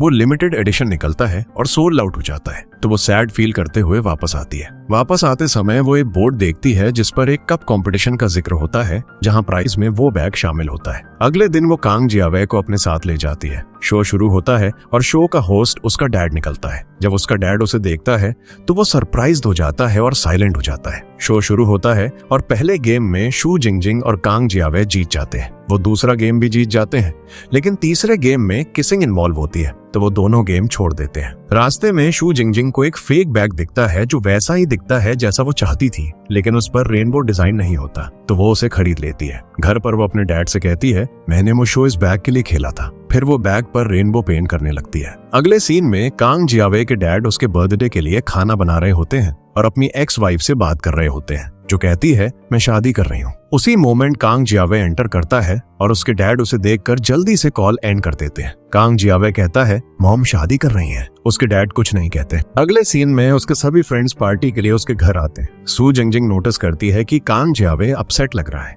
और उसकी तरफ बढ़ने लगती है, लेकिन तभी जिंगजिंग आती है और कांग जियावे जल्दी से उसे ग्रीटिंग करने चला जाता है। शू जिंगजिंग उसे गिफ्ट देती है और कहती है, अब इसे खोलो, अंदर वही बैग होता है। उसे देखकर शू जिंगजिंग अपना गिफ्ट उठाती है और जाने लगती है। कांग जियावे उसे जाते हुए नोटिस करता है। वो जल्दी से उसके पास जाता है और पूछता है, तुम कहाँ जा रही हो? वो जवाब देती है, मैं जल्दी वापस आ जाऊंगी। लेकिन वो कहता है, तुम्हारे हाथ में मेरा गिफ्ट है ना? जिस पर वो जवाब देती है, नहीं, मैं गलत गिफ्ट ले आई, मैं इसे एक्सचेंज करने जा रही हूँ। वो कहता है, ठीक है जाओ। जैसे ही वो जाने लगती है वो उसके हाथ से गिफ्ट ले लेता है, उसे खोलता है और अंदर एक वैसा ही बैग पाता है, लेकिन वो शू जिंगजिंग ने हैंडमेड बनाया था। वो कहती है, अगर तुम्हें ये पसंद नहीं है तो मुझे वापस दे दो। उसे हंसाने के लिए वो कहता है, मुझे ये इतना पसंद है तो बस मुझे दे दो। शू जिंगजिंग उसे गिफ्ट दे देती है। बाद में जब सब खाना खा रहे होते हैं, शू जिंगजिंग केक लेने जाती है, लेकिन केक नीचे गिर जाता है। ये देखकर कांग जियावे भाग जाता है। शू जिंगजिंग उसके पीछे जाती है कांग जियावे दूर बैठा होता है, बहुत सारी चीजें खा रहा होता है। सू जिंगजिंग उससे अपोलोजाइज करती है। वो एक्सप्लेन करता है, इतने सालों बाद मैंने आज अपना बर्थडे सेलिब्रेट किया। आखिरी बार जब मैंने अपना बर्थडे सेलिब्रेट किया था मैं एक बच्चा था और मेरे पेरेंट्स का डिवोर्स हो गया और अब मेरी मॉम फिर से शादी कर रही है। सू जिंगजिंग उसे कंसोल करती है, उसे रिलैक्स करने में हेल्प करती है और उसे घर ले आती है। अगले दिन जब कांग जियावे स्कूल आता है तो वो सू जिंगजिंग का बैग लाता है। टीचर उनकी क्लास में आती हैं और कहती हैं, तुम सबको फार्मिंग सीखने के लिए एक ट्रिप पर ले जाया जाएगा। ये सुनकर पूरी क्लास बहुत एक्साइटेड हो जाती है। फिर सब ट्रिप के लिए निकल जाते हैं। जब वो पहुंचते हैं कांग जियावे कहीं वीडियो बना रहा होता है। सू जिंगजिंग पीछे से आती है और पूछती है, तुम क्या कर रहे हो? उसे समझ नहीं आता कि क्या कहे और जवाब देता है, मैं एक रैप बना रहा हूँ। वो कहती है, एक रैप? और फिर वो उसे बताता है, बस यहाँ से चली जाओ। अगले सीन में ट्रेनर उन्हें लकड़ी काटना सिखाता है और कांग जियावे अभी भी अपना वीडियो बना रहा होता है। एक सू जिंगजिंग उसके पास आती है और उसका वीडियो रिकॉर्ड करने लगती है। वो वीडियो में खुद को इंट्रोड्यूस करता है और सू जिंगजिंग ये सुनकर हंसने लगती है। वो गुस्से में पूछता है, तुम क्यों हंस रही हो? वो कहती है, नहीं सॉरी, मैं अब नहीं हंसूंगी। फिर कांग जियावे वीडियो रिकॉर्ड करना कंटिन्यू करता है और कहता है, मॉम मैं स्मार्ट हो गया हूँ और देखो मैं स्माइल कर रहा हूँ। हम तुम्हारे बिना भी हैप्पी हैं। अब तुम अपने नए हस्बैंड की डॉटर्स के लिए खाना बनाओगी, लेकिन मेरा क्या मॉम? वो रोते हुए बात करता रहता है। कांग जियावे इतना रोने लगता है कि वो वहां से भाग जाता है। ये देखकर सू जिंगजिंग भी रोने लगती है। अगले सीन में कांग जियावे एक जगह खड़ा होता है और पूरी क्लास उसे अपनी बेस्ट विशेस देने आती है। फिर सू जिंगजिंग आगे बढ़ती है, उसे बेस्ट विशेस देती है और उसे हक करती है। उसके बाद एक बच्चा पीछे से केक लाता है जिससे कांग जियावे बहुत हैप्पी हो जाता है। वो कैंडल्स बुझाता है और बाद में कांग जियावे और सू जिंगजिंग एक साथ बैठकर खाते हैं। कांग जियावे उससे पूछता है, क्या ये सब तुमने किया? और फिर कहता है, ये पहली बार है जब मैं इतना हैप्पी हुआ हूँ। तुम मेरे लिए इतना कुछ क्यों करती हो? वो कहती है, क्योंकि तुम मेरे फ्रेंड हो। वे दोनों एक दूसरे को देखते हैं। कांग जियावे पूछता है, सिर्फ एक फ्रेंड? वो जवाब देती है, और क्या? कांग जियावे कहता है, मैंने इसलिए पूछा क्योंकि मुझे लगा शायद तुम्हें मुझसे कोई फेवर चाहिए और इसीलिए तुमने मेरे लिए इतना कुछ किया। इस पर सू जिंगजिंग कहती है, तुम्हें क्या हुआ है? अगले सीन में सू जिंगजिंग कांग जियावे के पास आती है और कहती है, क्या तुम गाओजेन को सनराइज देखने के लिए ला सकते हो? कांग जियावे अग्री हो जाता है। उस रात जब गाओजेन वॉक के लिए जा रहा होता है, कांग जियावे उसे बताता है, आज हम सनराइज देखने जाएंगे। गाओजेन जवाब देता है, मुझे इन चीजों में इंटरेस्ट नहीं है, और चला जाता है। सू जिंगजिंग के दूसरे फ्रेंड्स भी सनराइज देखने निकल जाते हैं। सू जिंगजिंग एक जगह बैठती है और अपना मेकअप करना शुरू कर देती है। उसी मोमेंट लाइट्स चली जाती हैं और वो अंधेरे में मेकअप करना कंटिन्यू करती है। उसके फ्रेंड्स अकेले जाने से डर रहे होते हैं। अचानक वो एक लड़की को देखते हैं और डर से चिल्लाते हैं। वो लड़की सू जिंगजिंग निकलती है जिसने बहुत ज्यादा मेकअप लगा लिया था क्योंकि लाइट्स चली गई थी जब वो मेकअप कर रही थी। सब उस पर हंसने लगते हैं। उसे रियलाइज नहीं होता कि उसके फेस पर कितना मेकअप है जब तक कि उसकी एक फ्रेंड उसे मोबाइल कैमरा पर उसका रिफ्लेक्शन नहीं दिखाती। ये देखकर वो भाग जाती है। फिर वो कांग जियावे के पास जाती है और पूछती है, गाओजेन कहाँ है? कांग जियावे कहता है, उसने कहा कि उसके पास कुछ ज्यादा इंपॉर्टेंट काम है इसलिए वो चला गया। वो पूछती है, अब मैं यहाँ क्या करूँ? कांग जियावे कहता है, हम एक साथ सनराइज देखेंगे। वो जवाब देती है, मैं गाओजेन के साथ देखना चाहती थी। बाद में जब वो अपनी फ्रेंड्स के पास वापस जाती है, गाओजेन भी आता है और कहता है, क्या तुम सब सनराइज देखने जा रही हो? मैं भी तुम्हारे साथ आऊंगा।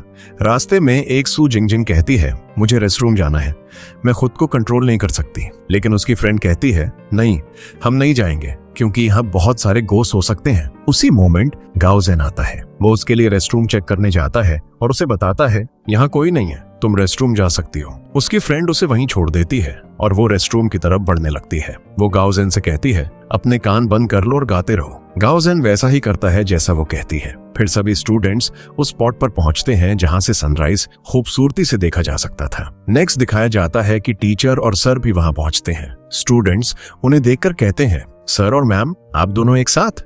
इस पर टीचर जवाब देती हैं, हमने देखा कि तुम सब वहां नहीं थे जहां तुम्हें होना चाहिए था, अब वापस चलो। स्टूडेंट्स जवाब देते हैं, नहीं मैम, हम यहाँ तक आने के लिए बहुत मेहनत की है, हम सनराइज देखे बिना नहीं जाएंगे। टीचर अग्री हो जाती हैं। मॉर्निंग में सभी स्टूडेंट्स उस स्पॉट पर सो रहे होते हैं। टीचर उन्हें जगाती हैं और कहती हैं, देखो सनराइज हो रहा है। सभी स्टूडेंट सनराइज की पिक्चर्स लेते हैं और अपने अपने क्रशेस के साथ पोज करते हैं। बाद में रात में सू जिंगजिंग को एग्स की केयर करने की रिस्पॉन्सिबिलिटी दी जाती है। वो उन्हें चेक करने जाती है और डिस्कवर करती है कि सारे एग्स टूट गए हैं। वो वहां रोने लगती है और रोते हुए बारिश में वापस चलती है। जल्द ही उनके जाने का टाइम हो जाता है। सू जिंगजिंग बस में भी बहुत सैड फील करती है। जब वो घर पहुंचती है तो उसे हाई फीवर हो जाता है। अगले दिन सू जिंगजिंग क्लास से एब्सेंट होती है। अपनी इलनेस की वजह से उसे हॉस्पिटल में एडमिट कराया जाता है। इस बीच टीचर स्टूडेंट्स को इन्फॉर्म करती है, तुम्हारा आर्ट फेस्टिवल फंक्शन आ रहा है तो उसके लिए रेडी हो जाओ। अगले सीन में कांग जियावेई जिंगजिंग से पूछता है, तुम इतनी साथ क्यों लग रही हो? वो उसे बताती है, मैं आर्ट कल्चर फेस्टिवल में डांस में पार्टिसिपेट नहीं करना चाहती। इस पर वो कहता है, ओह मैं समझ गया, तुम हिप हॉप डांस में पार्टिसिपेट करना चाहती हो, है ना? वो सिर हिलाती है और वो कहता है, मैं तुम्हें सपोर्ट करूंगा। इस बीच गाओ जेन अस्पताल में शू जिंगजिंग से मिलने आता है और उससे पूछता है, तुम कैसी हो? वो उसका फीवर चेक करता है और कहता है, मैं तुम्हारे लिए एक नोटबुक लाया हूँ ताकि तुम अपना होमवर्क कर सको। कांग जियावे शू जिंगजिंग से मिलने आता है लेकिन देखता है कि गाओ जेन पहले से ही वहां है और जब वो उन्हें एक साथ हंसते हुए देखता है तो वो चला जाता है। बाद में गाओ जेन फिर से शू जिंगजिंग से मिलने जाता है जब वो सो रही होती है। उसके मुंह से ड्रूल आते देख वो उसे टिश्यू से पोंछता है। थोड़ी देर बाद शू जिंगजिंग उठती है और पूछती है, क्या मैं ड्रूल कर रही थी? क्या मैंने स्नोर किया या नींद में कुछ कहा? वो जवाब देता है, नहीं नहीं, तुमने ऐसा कुछ नहीं किया। गाओ जेन उसे बताता है, मुझे तुम्हें कुछ बताना है। शू जिंगजिंग जवाब देती है, हाँ बोलो। गाओ जेन कहता है, मैं तुमसे मिलने आ रहा था क्योंकि मैं चाहता हूँ कि तुम मुझे फॉरगिव कर दो। तुम्हारे चिक्स ने जो ईग्स दिए थे वो मेरे डॉग ने खा लिए। उनकी केयर करने की रिस्पॉन्सिबिलिटी मेरी थी।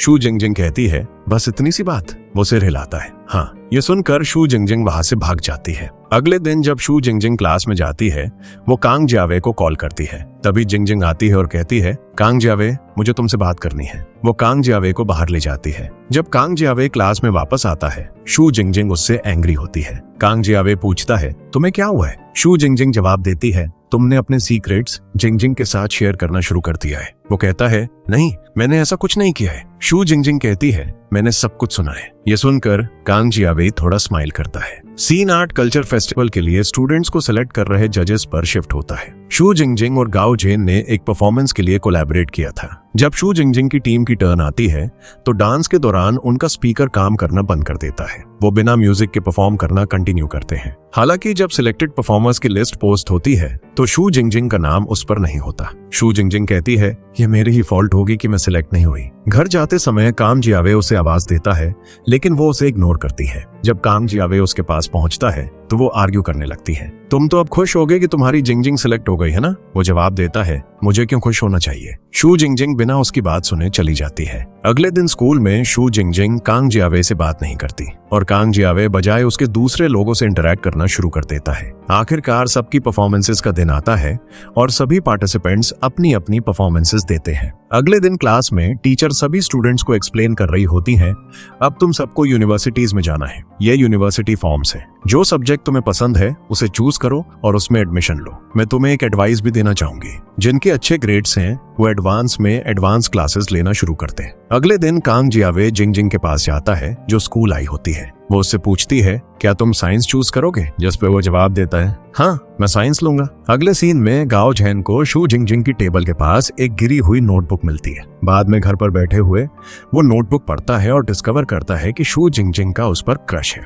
वो हंसने लगता है। उसकी मदर अंदर आती हैं और कहती हैं, मुझे भी पढ़ने दो, ऐसा क्या लिखा है जो तुम्हें हंसा रहा है? वो जवाब देता है, नहीं मुझे जल्दी से स्कूल जाना है, मैं लेट हो रहा हूँ, और वहां से भाग जाता है। शू जिंगजिंग अपनी फ्रेंड्स के साथ चल रही होती है जब गाओ जेन आता है। उसकी दो फ्रेंड्स चली जाती हैं और शू जिंगजिंग गाओ जेन के साथ अकेले चलने लगती है। क्लास में वो उसके साथ हंस भी रही होती है जिससे कांग जियावे को बहुत जेलस फील होता है। इस बीच टीचर क्लास में एंटर करती हैं और अनाउंस करती हैं, कुछ स्टूडेंट्स ने अभी तक अपने फॉर्म सबमिट नहीं किए हैं। उनमें शू जिंगजिंग के सभी फ्रेंड्स के नाम होते हैं। अगले सीन में गाओ जेन शू जिंगजिंग के पास आता है और कहता है, शू जिंगजिंग आज मैं स्कूल के बाद तुम्हारे होमवर्क में हेल्प करूंगा।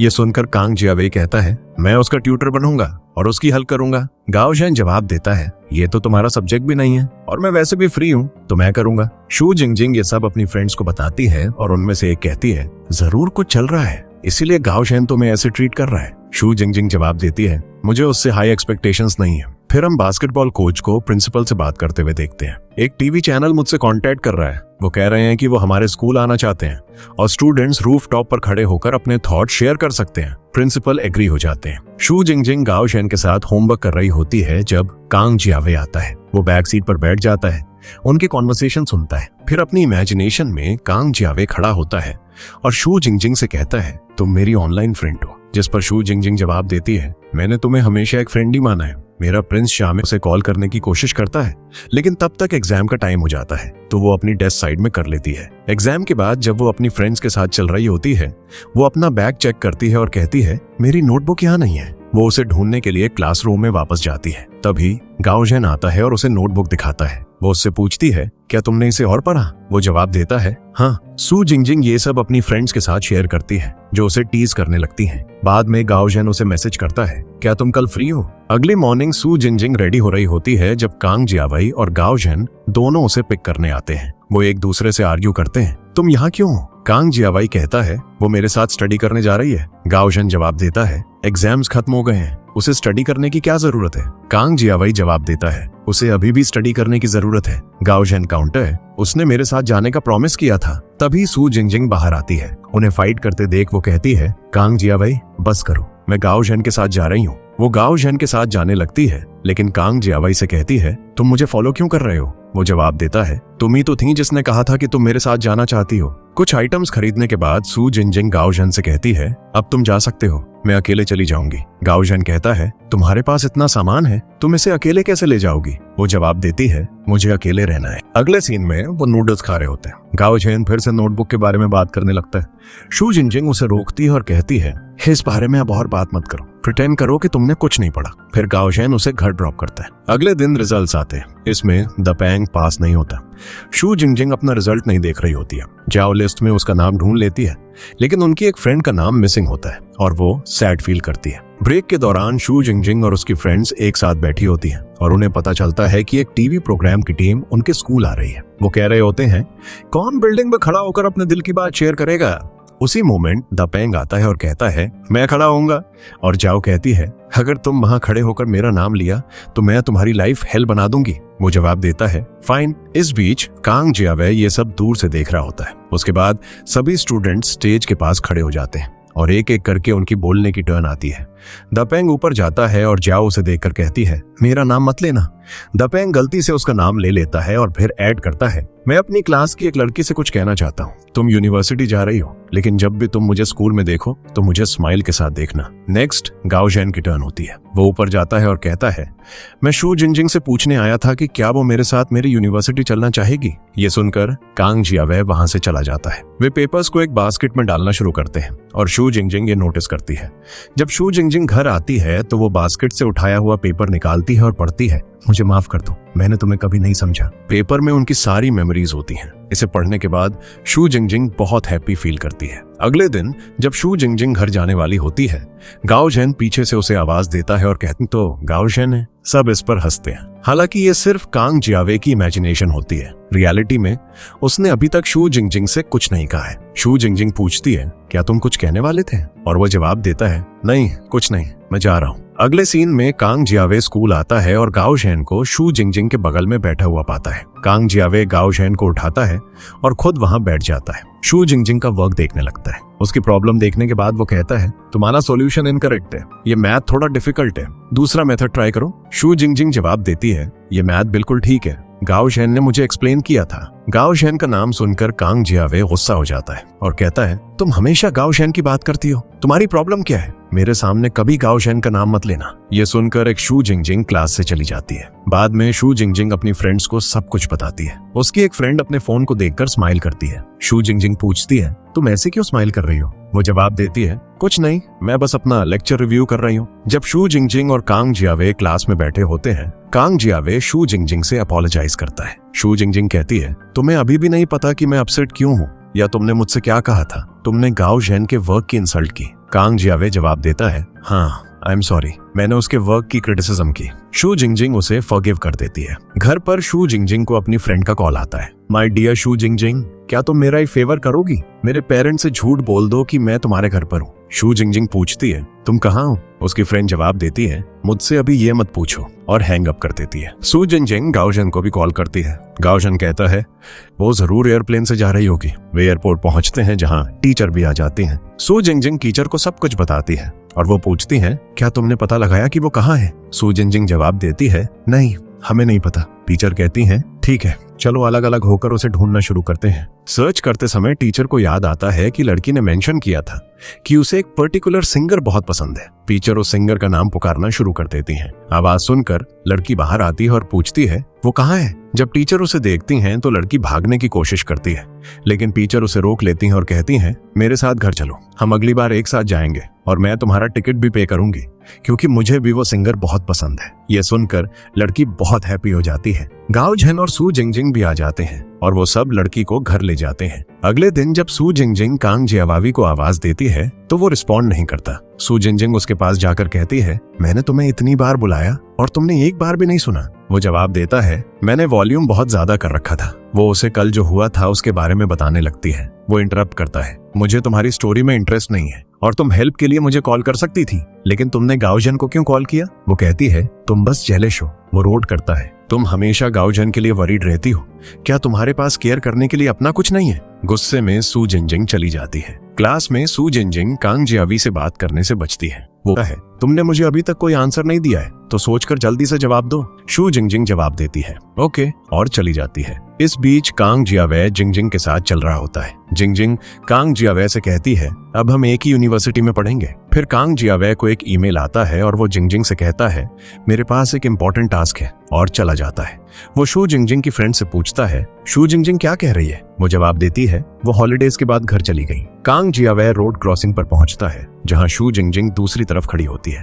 वो उसे आवाज देती है और पूछती है क्या तुम्हें भूख लगी है। फिर वो एक होटल में बैठते हैं और शू जिंगजिंग पिंग उसका लेटर निकालती है। वो कहती है तुमने बहुत अच्छा रिलेशनशिप लिखा है। कांग जियावे पूछता है क्या तुमने मुझे फॉरगिव कर दिया। वो जवाब देती है हाँ मैंने तुम्हें फॉरगिव कर दिया है। फिर वो कहता है तुम्हें इंटीरियर डिजाइन में जाना चाहिए। वो कहती है मैं इंटीरियर डिजाइन में कैसे जा सकती हूँ। बाद में वो यूनिवर्सिटी के एडमिशन प्रोसेस को देखती है और कहती है सिर्फ 6 महीने बचे हैं और मुझे उसके लिए ड्राइंग सीखनी है।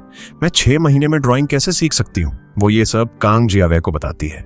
कांग जियावे कहता है इस बारे में जाओ से बात करो। वो ड्राइंग सीखने जाती है। अगले सीन में हम शू जिंगजिंग को जाओ के साथ उसकी आर्ट क्लास में जाते हुए देखते हैं जहां जाओ उसे बताती है डोंट वरी तुम सीख जाओगी। फिर वो उसे टीचर के पास ले जाती है और टीचर उसे एडमिशन फॉर्म देती है। एडमिशन फॉर्म की फी 10,000 होती है। उसे देखकर सू जिंगजिंग कहती है 10,000। टीचर कहती है हाँ इसे सिंगल पेमेंट में सबमिट करना होगा। जब वो घर पहुंचती है तो वो कांग जियावे को कॉल करती है और उसे बताती है वे 10,000 की फी चार्ज करते हैं। कांग जियावे कहता है अपने पेरेंट्स से बात करो, देखो कि क्या वो तुम पर इन्वेस्ट करेंगे। वो अपनी मॉम और डैड के पास जाती है और उन्हें बताती है मैं इंटीरियर डिजाइनिंग परस्यू करना चाहती हूँ। उसके डैड कहते हैं मैं तुम्हें इस फील्ड में नहीं भेजना चाहता। ये सुनकर सू जिंगजिंग गुस्सा हो जाती है और कहती है ये सिर्फ 10,000 की बात है और आप मुझे वो भी नहीं दे सकते। लेकिन सू जिंगजिंग की मॉम उसे शांत कर लेती है। इसके बाद अपने रूम में बैठकर सू जिंगजिंग सोचने लगती है अब मुझे क्या करना चाहिए। उसे कराटे याद आता है और वो उस जगह जाती है जहां उसने बचपन में सीखा था। वो पूछती है मैंने आपके पोस्टर पर देखा कि आपको एक टीचर की जरूरत है। और वो जवाब देते हैं तुम थोड़ी लेट हो गई क्योंकि सुबह एक लड़का पहले ही आ गया था। वो लड़का कोई और नहीं बल्कि गाओ ज़ेन होता है। गाओ ज़ेन उसे बताता है क्या तुम एक पार्ट टाइम जॉब करना चाहती हो। वो कहती है हाँ मुझे एडमिशन लेना है। वो पूछता है क्या तुम्हारे पेरेंट्स एग्री नहीं कर रहे हैं। वो कहती है हाँ मुझे सब कुछ खुद ही करना होगा। वो कहता है ओके चलो जॉब के पैसे हाफ हाफ स्प्लिट कर लेते हैं, मुझे वैसे भी छोटे बच्चों को सिखाना नहीं आता। सू जिंगजिंग हैप्पी फील करती है। अगले दिन सू जिंगजिंग कांग जियावे को पुरसाती है मैं एक पार्ट टाइम जॉब कर रही हूँ और गाओ ज़ेन भी वहां है। कांग जियावे बहुत अपसेट फील करता है। क्लास के बाद सू जिंगजिंग जियाओ के साथ बात कर रही होती है जब टीचर अंदर आते हैं। सू जिंगजिंग जियाओ से पूछती है ये कौन है। जियाओ कहती है वो बहुत स्ट्रिक्ट है। क्लास में एंटर करने के बाद टीचर सू जिंगजिंग के साथ हार्श हो जाते हैं और उसके बनाए हुए स्केच का मजाक उड़ाते हैं। सू जिंगजिंग को बहुत बुरा लगता है और वो क्लास से चली जाती है। घर जाते समय सू जिंगजिंग फोन पर कांग जियावे से बात कर रही होती है। कांग जियावे उससे पूछता है क्या तुम गाओ ज़ेन के साथ घर जा रही हो। वो जवाब देती है नहीं मैं गाओ ज़ेन के साथ नहीं जा रही हूँ। ये सुनकर वो प्रिटेंड करता है कि वो जिंगजिंग के साथ है और फिर दोनों एक दूसरे को फेक पिक्चर्स भेजकर जेलस फील कराने की कोशिश करते हैं। कांग जियावे अपने डैड के साथ बैठा होता है और उसके डैड उससे पूछते हैं आजकल तुम्हारे मूड्स इतने क्यों चेंज हो रहे हैं, क्या तुम्हें लव हो गया है। ये सुनकर कांग जियावे अपने डैड से कहता है डैड आप हर चीज को लव क्यों समझते हैं। अगले सीन में दा पंग गाओ ज़ेन के पास आता है और कहता है ब्रदर। गाओ ज़ेन जवाब देता है मुझे ब्रदर मत बुलाओ, दापंग पूछता है, क्यों? अगर मैं तुम्हें ब्रदर बुलाता हूं तो क्या गलत है? तभी उनके पेरेंट्स बाहर से एंटर करते हैं और बात कर रहे होते हैं। हमारी वेडिंग में ब्राइड्समेड और बेस्ट मैन कौन होगा? गाओ जेन और दापंग खड़े होते हैं और कहते हैं, हम होंगे। फिर वो सू जिंगजिंग और जियाओ को इस बारे में बताते हैं और दापंग उनसे पूछता है, तुम दोनों हमारी ब्राइड्समेड्स क्यों नहीं बन जाती? दोनों इस बात पर एग्री हो जाती हैं। फिर जियाओ और सू जिंगजिंग को फ्लावर गर्ल ड्रेस में देखा जाता है जो बहुत क्यूट लग रही होती है और चारों एक साथ एक पिक्चर लेते हैं। कांग जियावे जो अपनी क्लास में होता है चारों की पिक्चर देखता है और गुस्से में खड़ा रहता है। सोचता है वो उनकी ब्राइड्समेड्स कैसे हो सकती हैं। टीचर उससे पूछते हैं, कांग जियावे तुम्हें क्या हुआ? वो कहता है, मेरे पेट में दर्द है। फिर वो भाग जाता है और बाद में वो सू जिंगजिंग को कॉल करता है और कहता है, तुम फ्लावर गर्ल कैसे बन सकती हो? तुम्हारे पास इसके लिए टाइम भी नहीं है। अगले सीन में बच्चों को कराटे सिखाने के बाद सू जिंगजिंग गाओ जेन के साथ बैठती है और वो एक साथ गाते हैं ताकि वो वेडिंग में परफॉर्म कर सकें। कांग जियावे शू जिंगजिंग की पिक्चर्स देखता है जो उसने एक जगह से पोस्ट की होती हैं और वो पिक्चर में जगह का नाम पड़ता है। फिर हम शू जिंगजिंग और गाओ जेन को देखते हैं जो एक साथ सिंगिंग प्रैक्टिस कर रहे होते हैं। कांग जियावे उसी जगह पहुंचता है और उन्हें ढूंढना शुरू कर देता है। ढूंढने के बाद वो एक स्पॉट पर पहुंचता है और सोचता है कि ये एक शू जिंगजिंग और गाओ जेन है, लेकिन वो टीचर और सर निकलते हैं। कांग जियावे ये कहते हुए चला जाता है, आप दोनों ऐसे ही रहिए। सर उसे रोकते हैं और टीचर का हाथ पकड़कर कहते हैं, हम एक रिलेशनशिप में हैं और तुम्हें इस बारे में किसी को नहीं बताना चाहिए। कांग जियावे कहता है, आप दोनों हैप्पी रहिए और वहां से भाग जाता है। फिर हमें वेडिंग सीन दिखाया जाता है जहां उनके पेरेंट्स रिंग्स एक्सचेंज करते हैं। फिर उनकी सिंगिंग परफॉर्मेंस शुरू होती है और सब एक एक करके गाने लगते हैं। इस सॉन्ग के दौरान दोनों लड़के अपने साथ खड़ी लड़कियों का हाथ पकड़ लेते हैं।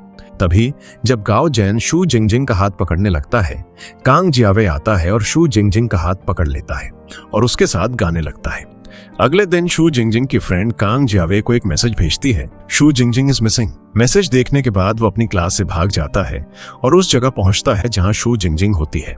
शू जिंगजिंग कहती है, तुम्हें कैसे पता चला कि मैं यहाँ हूँ? कांग जियावे कहता है, मैंने तुम्हारी सारी पोस्ट देखी हैं और तुम इस दिन यहाँ आती हो तो मैं तुम्हें ढूंढने यहाँ आ गया। शू जिंगजिंग कहती है, मेरा अभी घर जाने का मन नहीं है। कांग जियावे कहता है, तुम्हें घर कौन ले जा रहा है? चलो खेलते हैं। वो एक गेम खेलना शुरू करते हैं। फिर शू जिंगजिंग एक छोटे बच्चे को वाटरमेलन लेते हुए देखती है तो शू जिंगजिंग कहती है, मुझे भी वो चाहिए। कांग जियावे कहता है, मैं अंदर से ले आता हूँ। वो बैठकर एक साथ खाते हैं। कांग जियावे कहता है, तुम गाओ जेन को हर रोज देखती हो। शू जिंगजिंग कहती है, तुम जिंगजिंग के साथ सब कुछ करते हो, खाना पीना और सब कुछ। कांग जियावे कहता है, मैंने उस बारे में झूठ बोला था क्योंकि मैं तुम्हें खोना नहीं चाहता था। वो कहती है, तुमने तो मुझसे बात भी नहीं की। कांग जियावे कहता है, तुमने कभी मुझसे कांटेक्ट नहीं किया। फिर कांग जियावे कहता है, nice to meet you. Xu Jingjing पूछती है, तुम्हारा क्या मतलब है? वो कहता है, तुम मेरी ऑनलाइन फ्रेंड हो। ये सुनकर शू जिंगजिंग उसका हाथ मिलाती है और कहती है, nice to meet you too. अगले दिन टीचर उन्हें बताती है, तुम सबकी लास्ट पार्टी आने वाली है और तुम्हारे पेरेंट्स में से किसी एक को जरूर आना है। ब्रेक के दौरान शू जिंगजिंग कहती है, मुझे नहीं लगता मेरे डैड आएंगे क्योंकि मैं उनसे एंग्री हूँ। फिर सेरेमनी का दिन आता है जहां सभी स्टूडेंट्स अपने पेरेंट्स के साथ बैठते हैं। शू जिंगजिंग के घर से कोई नहीं आया क्योंकि उसके पेरेंट्स बिजी थे। तभी शू जिंगजिंग के डैड को दिखाया जाता है जिनका सेरेमनी में आते समय कार एक्सीडेंट हो जाता है। वहां सभी स्टूडेंट्स अपने पेरेंट्स से गिफ्ट्स रिसीव कर रहे होते हैं, लेकिन शू जिंगजिंग के घर से कोई नहीं आता। ये देखकर वो चली जाती है। जाते समय उसे गाओ जेन और कांग जियावे देख लेते हैं। कांग जियावे और गाओ जेन दोनों शू जिंगजिंग को गिफ्ट देने जाते हैं। शू जिंगजिंग एक कैट के साथ खेल रही होती है। कांग जियावे उसके पास आता है और कहता है, मैं तुम्हारे लिए गिफ्ट लाया हूँ। उसी मोमेंट गाओ जेन आता है और कहता है, मैं तुम्हारे लिए एक ग्रेट ऑथर के नॉवेल्स लाया हूँ। शू जिंगजिंग दोनों से गिफ्ट्स लेती है और कहती है, थैंक्स। फिर कांग जियावे चला जाता है। जब शू जिंगजिंग घर जा रमरेज होती है तो उसके डैड उसे रोकते हैं और कहते हैं, सॉरी मैं तुम्हारी सेरेमनी के लिए लेट हो गया। शू जिंगजिंग अपने डैड को वहीं छोड़ देती है। कांग जियावे ये सब देख रहा होता है। जब उसके डैड जा रहे होते हैं, कांग जियावे उनके पास जाता है और पूछता है, क्या हुआ? उसके डैड उसे सब कुछ बताते हैं और कांग जियावे पूछता है, क्या शू जिंगजिंग को पता है कि आप उसके लिए पेंट्स लाए हैं? उसके डैड जवाब देते हैं, तुम्हें कैसे पता कि मैं उसके लिए पेंट्स लाया हूँ? कांग जियावे कहता है, मैंने आपको शॉप पर देखा था। उसके डैड कहते हैं, नहीं उसे नहीं पता और मैं आज लेट हो गया क्योंकि रास्ते में मेरा एक्सीडेंट हो गया था। कांग जियावे कहता है, तो लेट होने में आपकी फॉल्ट नहीं है। उसके डैड कहते हैं, शू जिंगजिंग ये नहीं समझेगी। फिर कांग जियावे शू जिंगजिंग के पास जाता है और कहता है, तुम अपने डैड से एंग्री क्यों? ये उनकी फॉल्ट नहीं है। वो जवाब देती है ये उनकी ही फॉल्ट है। इसके बाद जब वो घर जाती है तो वो पेंट्स देखती है जो उसके लिए खरीदे गए थे, और जब सू जिंगजिंग उन्हें देखती है तो उसकी मॉम और डैड उन पर पिलोज रखने लगते हैं। सू जिंगजिंग की मॉम चली जाती हैं और वो अपने डैड से सॉरी कहती है, मैंने आपको गलत समझा। फिर वो उन्हें एक ड्रिंक देती है। उसके डैड कहते हैं मेरा ड्रिंक पीना और तुम्हारा मिल्क पीना गलत है। सू जिंगजिंग कहती है डैड मुझे अभी होमवर्क भी करना है। फिर उसके डैड उसके इंटीरियर डिजाइन कोर्स के लिए भी एग्री हो जाते हैं। अगले दिन क्लास में जाने के बाद उन्हें टेस्ट शीट्स मिलती हैं और सू जिंगजिंग के स्कोर्स लो होते हैं। टीचर उसके पास आती हैं और कहती हैं इट्स ओके, ये सिर्फ एक टेस्ट है। इस बीच कांग जियावे अपनी क्लास में बैठा होता है, सू जिंगजिंग की क्लास को देख रहा होता है। गाओ ज़ेन सू जिंगजिंग को बताता है कि उसे आई लेजर सर्जरी करानी है, और क्लास के बाद वो उसके साथ जाती है और कहती है तुम्हें अपनी मॉम को सच बता देना चाहिए। लेकिन गाओ ज़ेन कहता है मेरी मॉम कभी एग्री नहीं करेंगी। इस बीच कांग जियावे जिंगजिंग को मैसेज करता है मैं अपना सब्जेक्ट चेंज करना चाहता हूँ। वो जवाब देती है क्या तुम एक्सप्लेन कर सकते हो कि तुम क्यों चेंज करना चाहते हो? तुम चेंज कर सकते हो, मुझे कोई ऑब्जेक्शन नहीं है। अब मुझे पता है कि तुम किसे पसंद करते हो और वो मैं नहीं हूँ। जिसे तुम पसंद करते हो वो एक सू जिंगजिंग है। अगले दिन जब कांग जियावे क्लास में एंटर करता है तो वो सू जिंगजिंग को सोते हुए देखता है और उसके बगल में बैठ जाता है। उसी मोमेंट गाओ ज़ेन पीछे से आता है और दोनों को एक साथ बैठे देख ब्लाइंड होने का प्रिटेंड करता है और कांग जियावे के पास आता है। ये देखकर कांग जियावे उठता है और उसे घूरने लगता है। फिर वो अपनी जगह पर वापस बैठ जाता है। टीचर आती हैं और अनाउंस करती हैं कांग जियावे ने अपनी क्लास चेंज कर ली है, उसने अब आर्ट्स टीम क्लास ज्वाइन कर ली है। जब सू जिंगजिंग पानी लेने बाहर जाती है कांग जियावे उसे फॉलो करता है। सू जिंगजिंग उससे पूछती है तुमने अपनी क्लास क्यों चेंज की? कांग जियावे कहता है मैं तुम्हें यह कल बताने वाला था लेकिन तुम किसी और के साथ बाहर चली गई। वो जवाब देती है क्या तुम जेलस फील कर रहे हो? मैं उसके साथ उसकी आई लेजर सर्जरी कराने गई थी। उसी मोमेंट गाओ ज़ेन आता है और कहता है सू जिंगजिंग क्या तुम मेरे होमवर्क में हेल्प कर सकती हो? मुझे दिखाई नहीं दे रहा। और वो पूछता है मुझे स्कूल के बाद कहीं जाना है, क्या तुम मेरे साथ चलोगी? कांग जियावे कहता है सू जिंगजिंग को बॉदर मत करो, मैं तुम्हारे साथ चलूंगा। ये कहकर वो उसे वॉशरूम भी ले जाता है। क्लास में वापस आकर वो उसका होमवर्क करता है लेकिन पेपर पर बस लाइंस ही खींची होती हैं। और फिर ब्रेक के दौरान वो उसे फिर से टीज करता है, उसकी साइड से कुछ फूड लेकर ये टेस्ट करने के लिए कि क्या वो सच में नहीं देख सकता। गाओ ज़ेन उसे पता नहीं चलने देता कि वो देख सकता है, और जब वो उसे घर ले जाने लगता है तो वो उसे पानी के ऊपर से गुजारता है, ये होप करते हुए कि इस बार सच सामने आ जाएगा। फिर भी गाओ ज़ेन उसे फील नहीं होने देता कि वो देख सकता है। बाद में कांग जियावे सू जिंगजिंग के पास जाता है और पूछता है कौन सी यूनिवर्सिटी अच्छी रहेगी? वो ऐड करता है एक हाई रैंक यूनिवर्सिटी है लेकिन वहाँ के सभी स्टूडेंट्स आर्ट्स में बहुत स्किल्ड हैं। सू जिंगजिंग पूछती है तुम्हारा क्या मतलब है? मैं ये नहीं कर सकती।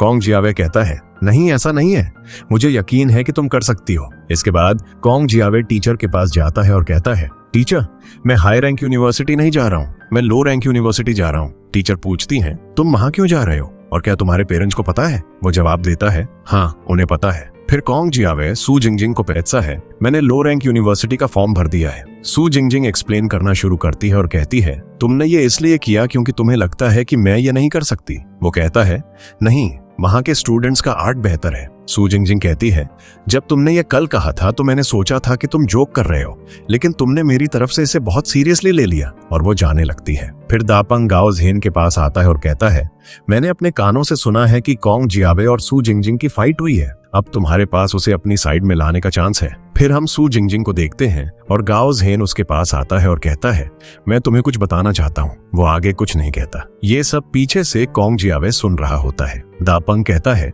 जो तुम कहना चाहते हो वो तुम यहाँ स्कूल में नहीं कह सकते। और ये सीन एक रेस्टोरेंट में शिफ्ट हो जाता है। रेस्टोरेंट में गाओ ज़ेन कहना शुरू करता है मैं तुम्हें ये बताना चाहता हूँ। तभी कांग जियावे सू जिंगजिंग की फ्रेंड को कॉल करता है और पूछता है वो गाओ ज़ेन के साथ क्यों गई और उनके बीच क्या हुआ। वो जवाब देती है मुझे कैसे पता होगा, उसने मुझे कुछ नहीं बताया। वो ऐड करती है मुझे इतनी देर से कॉल मत करो, ऐसा नहीं है कि वो पहली बार गाओ ज़ेन के साथ अकेले गई है, मैं तुम्हें बता दूंगी कि उनके बीच क्या हुआ। वो कहता है ओके थैंक यू, मैं तुम्हें फिर कॉल नहीं करूंगा। अगली मॉर्निंग सू जिंगजिंग को दिखाया जाता है और कांग जियावे उसके पास आता है और कहता है मैंने वो गलती से कह दिया था, मुझे फॉरगिव कर दो। सू जिंगजिंग वहां से चली जाती है। फिर उसकी फ्रेंड उससे पूछती है कल तुम दोनों के बीच क्या हुआ। सू जिंगजिंग रेस्टोरेंट में जो कुछ हुआ वो सब बताने लगती है, जहां गाओ ज़ेन ने उससे पूछा था मैंने तुम्हारी सारी नोटबुक्स पढ़ी हैं, तुम इस बारे में क्या सोचती हो? सू जिंगजिंग कहती है, इस नोटबुक के बारे में भूल जाओ। मैंने ये तब लिखा था जब मेरा तुम पर क्रश था। मैं हमेशा तुम्हारे करीब रहना चाहती थी, लेकिन अब हम फ्रेंड्स बन गए हैं। फिर गाओ ज़ेन उससे पूछता है, तुमने इस नोटबुक में मेरे बारे में लिखना क्यों बंद कर दिया? वो कहती है, शायद क्योंकि कॉन्ग जियावे आ गया और मैं उसके साथ फाइट करने में बहुत बिजी हो गई। ये सुनकर उसकी फ्रेंड्स कहती हैं, तुम उसे सच में पसंद करती होगी, तो तुमने उसे ऐसे रिजेक्ट क्यों कर दिया? वो कहती है, एक बार कॉन्ग जियावे ने मुझसे कहा था कि तुम्हारी फीलिंग्स एक गटर की तरह हैं। ये सुनने के बाद सू जिंगजिंग वहां से चली जाती है। अगले सीन में कांग जियावे और गाओ ज़ेन को एक साथ बैठे हुए दिखाया जाता है। गाओ ज़ेन खुद लेग बेस उठाकर उसे देता है और कहता है, पिछली बार तुमने इसे उठाया था। वो जवाब देता है, मैं बस तुम्हें टेस्ट कर रहा था, मेरा मतलब है तुम सब कुछ देख सकते हो। फिर वो कहता है, ये फाइट सिर्फ शू जिंगजिंग के लिए है ना, अब से तुम्हें क्लास के बाद उसकी केयर करनी होगी। अगले सीन में गाओ ज़ेन शू जिंगजिंग को बताता है, आंसर ये होगा और ये इस मेथड से होगा। शू जिंगजिंग उसे देखने लगती है। गाओ ज़ेन उससे कहता है, क्या तुमने सोचा था कि कल जो हुआ उसके बाद मैं तुमसे बात नहीं करूंगा? वो कहती है, हाँ। गाओ ज़ेन कहता है, मैं वैसा नहीं हूँ, हम अभी भी फ्रेंड्स हैं। कांग जियावे ये सब विंडो से देख रहा होता है, सोचता है गाओ ज़ेन ने मुझसे क्या कहा था और अब वो क्या कर रहा है।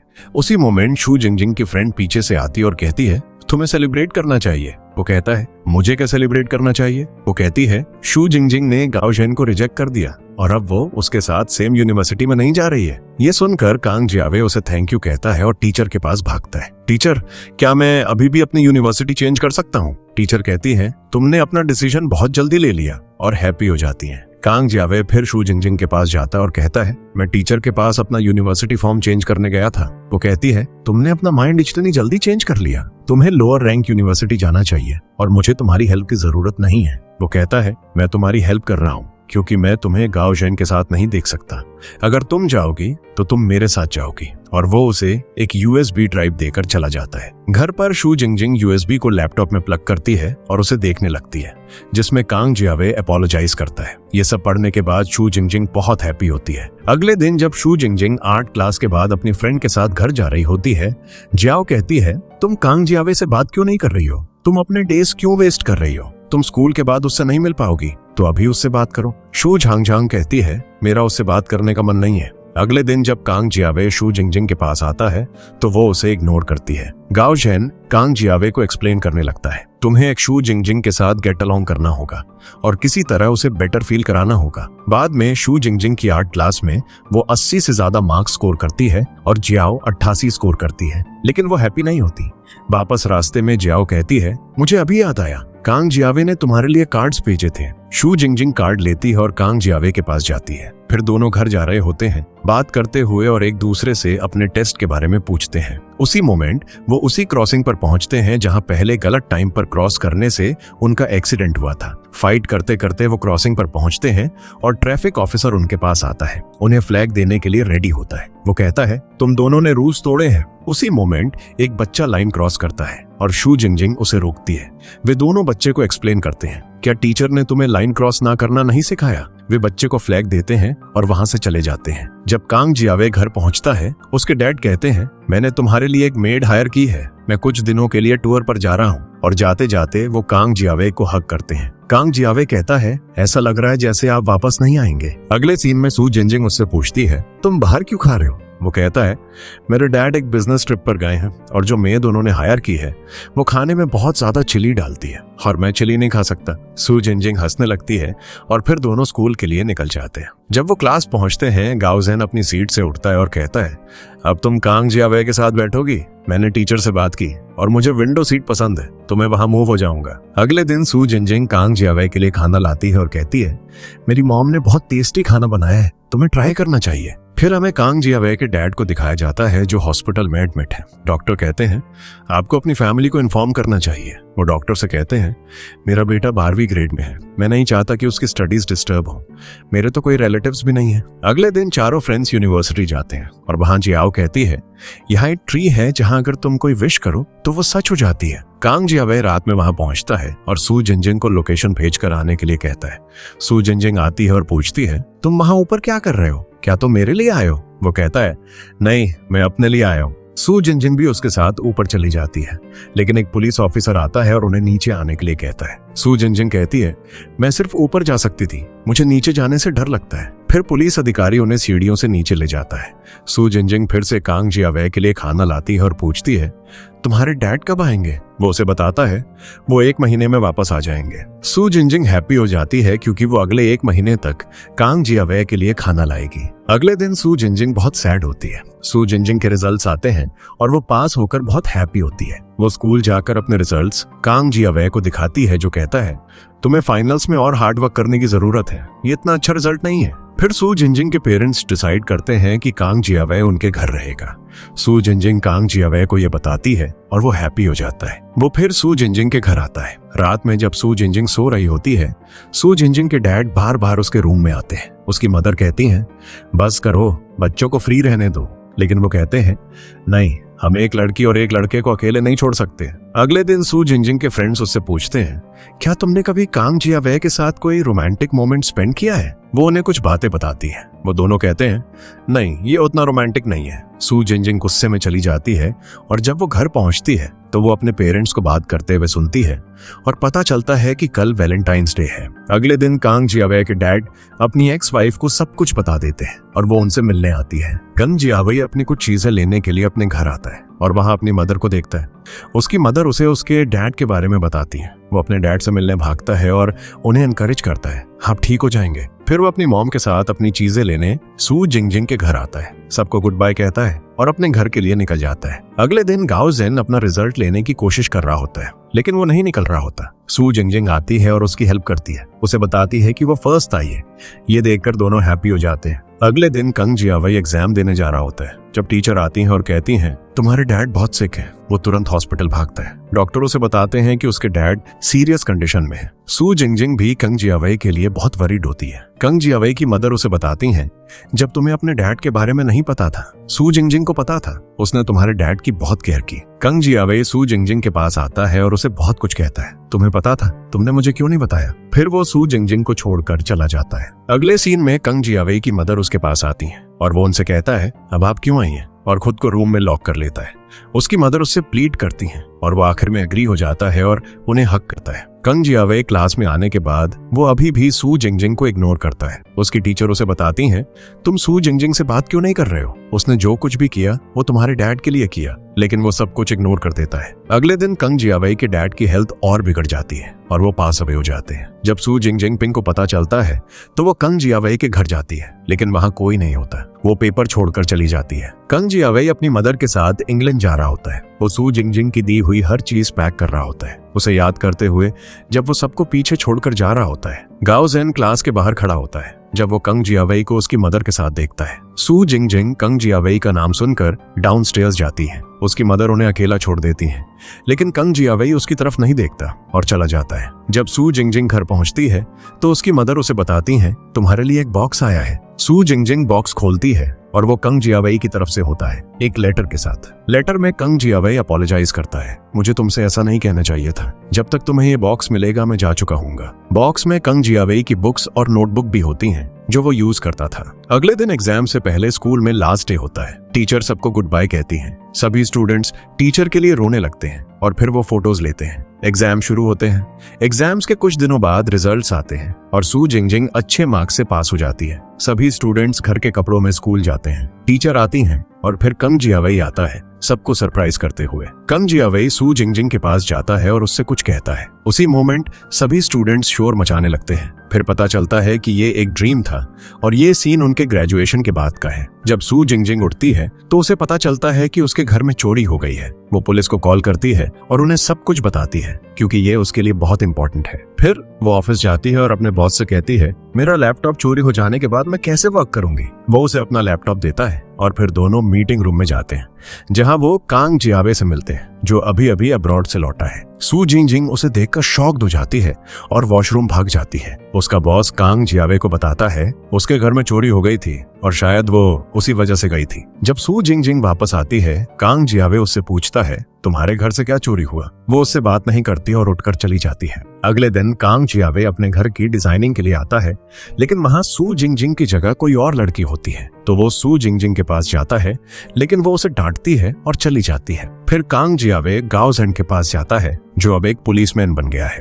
उसकी गर्लफ्रेंड भी पुलिस में काम करती है। वो कांग जियावे को बताती है, हमने सू जिंगजिंग की चोरी हुई सारी चीजें लौटा दी हैं, लेकिन वो अभी भी वो डॉग टॉय मांग रही है जो तुमने उसे दिया था। अगले सीन में सू जिंगजिंग एक बार में अल्कोहल पी रही होती है। जब कांग जियावे आता है तो उसकी 2 फ्रेंड्स चली जाती हैं। कांग जियावे आता है और सू जिंगजिंग कहती है, तुम क्यों आए हो? तुमने मुझे 4 साल तक ब्लॉक करके रखा। कांग जियावे कुछ कहने लगता है लेकिन वो सो जाती है। वो उसे घर छोड़ देता है। अगली मॉर्निंग जब वो उठती है तो उसे टेबल पर एक लेटर मिलता है जिसमें लिखा होता है, इस घर के आइडियाज मेरे डैड ने मेरे साथ शेयर किए थे, प्लीज ये प्रोजेक्ट एक्सेप्ट कर लो। सू जिंगजिंग एग्री हो जाती है और उसके घर जाती है। कांग जियावे अपोलोजाइज करता है, मैं तुम्हें खोना नहीं चाहता था, इसीलिए मैंने तुमसे कांटेक्ट नहीं किया। सू जिंगजिंग को बुरा लगता है। जैसे ही वो जा रही होती है उसे टीचर का मैसेज मिलता है जिसमें सबको स्कूल आने के लिए कहा गया होता है। अगले दिन सभी स्टूडेंट स्कूल जाते हैं। दापंग भी जियाओ के साथ होता है। फिर एक ड्रामा के लिए एक सीन शूट हो रहा होता है जहां एक लड़की को वही डायलॉग्स कहने होते हैं जो सू जिंगजिंग ने कहे थे जब कांग जियावे जा रहा था, लेकिन लड़की की परफॉर्मेंस अच्छी नहीं होती। तो सू जिंगजिंग कहती है, क्या मैं इसकी जगह कह सकती हूँ? वो फिर आती है और उन्हीं फीलिंग्स के साथ कांग जियावे को जाने से रोकने की कोशिश करती है। कांग जियावे पीछे से आता है और सबके सामने सू जिंगजिंग को प्रपोज करता है और उसे हक कर लेता है। सब उनके लिए क्लैप करते हैं। कांग जियावे कहता है, अब बस एक चीज बची है। सू जिंगजिंग पूछती है, क्या? फिर वो उसे किस करता है और यहीं हमारे ड्रामा की हैप्पी एंडिंग हो जाती है।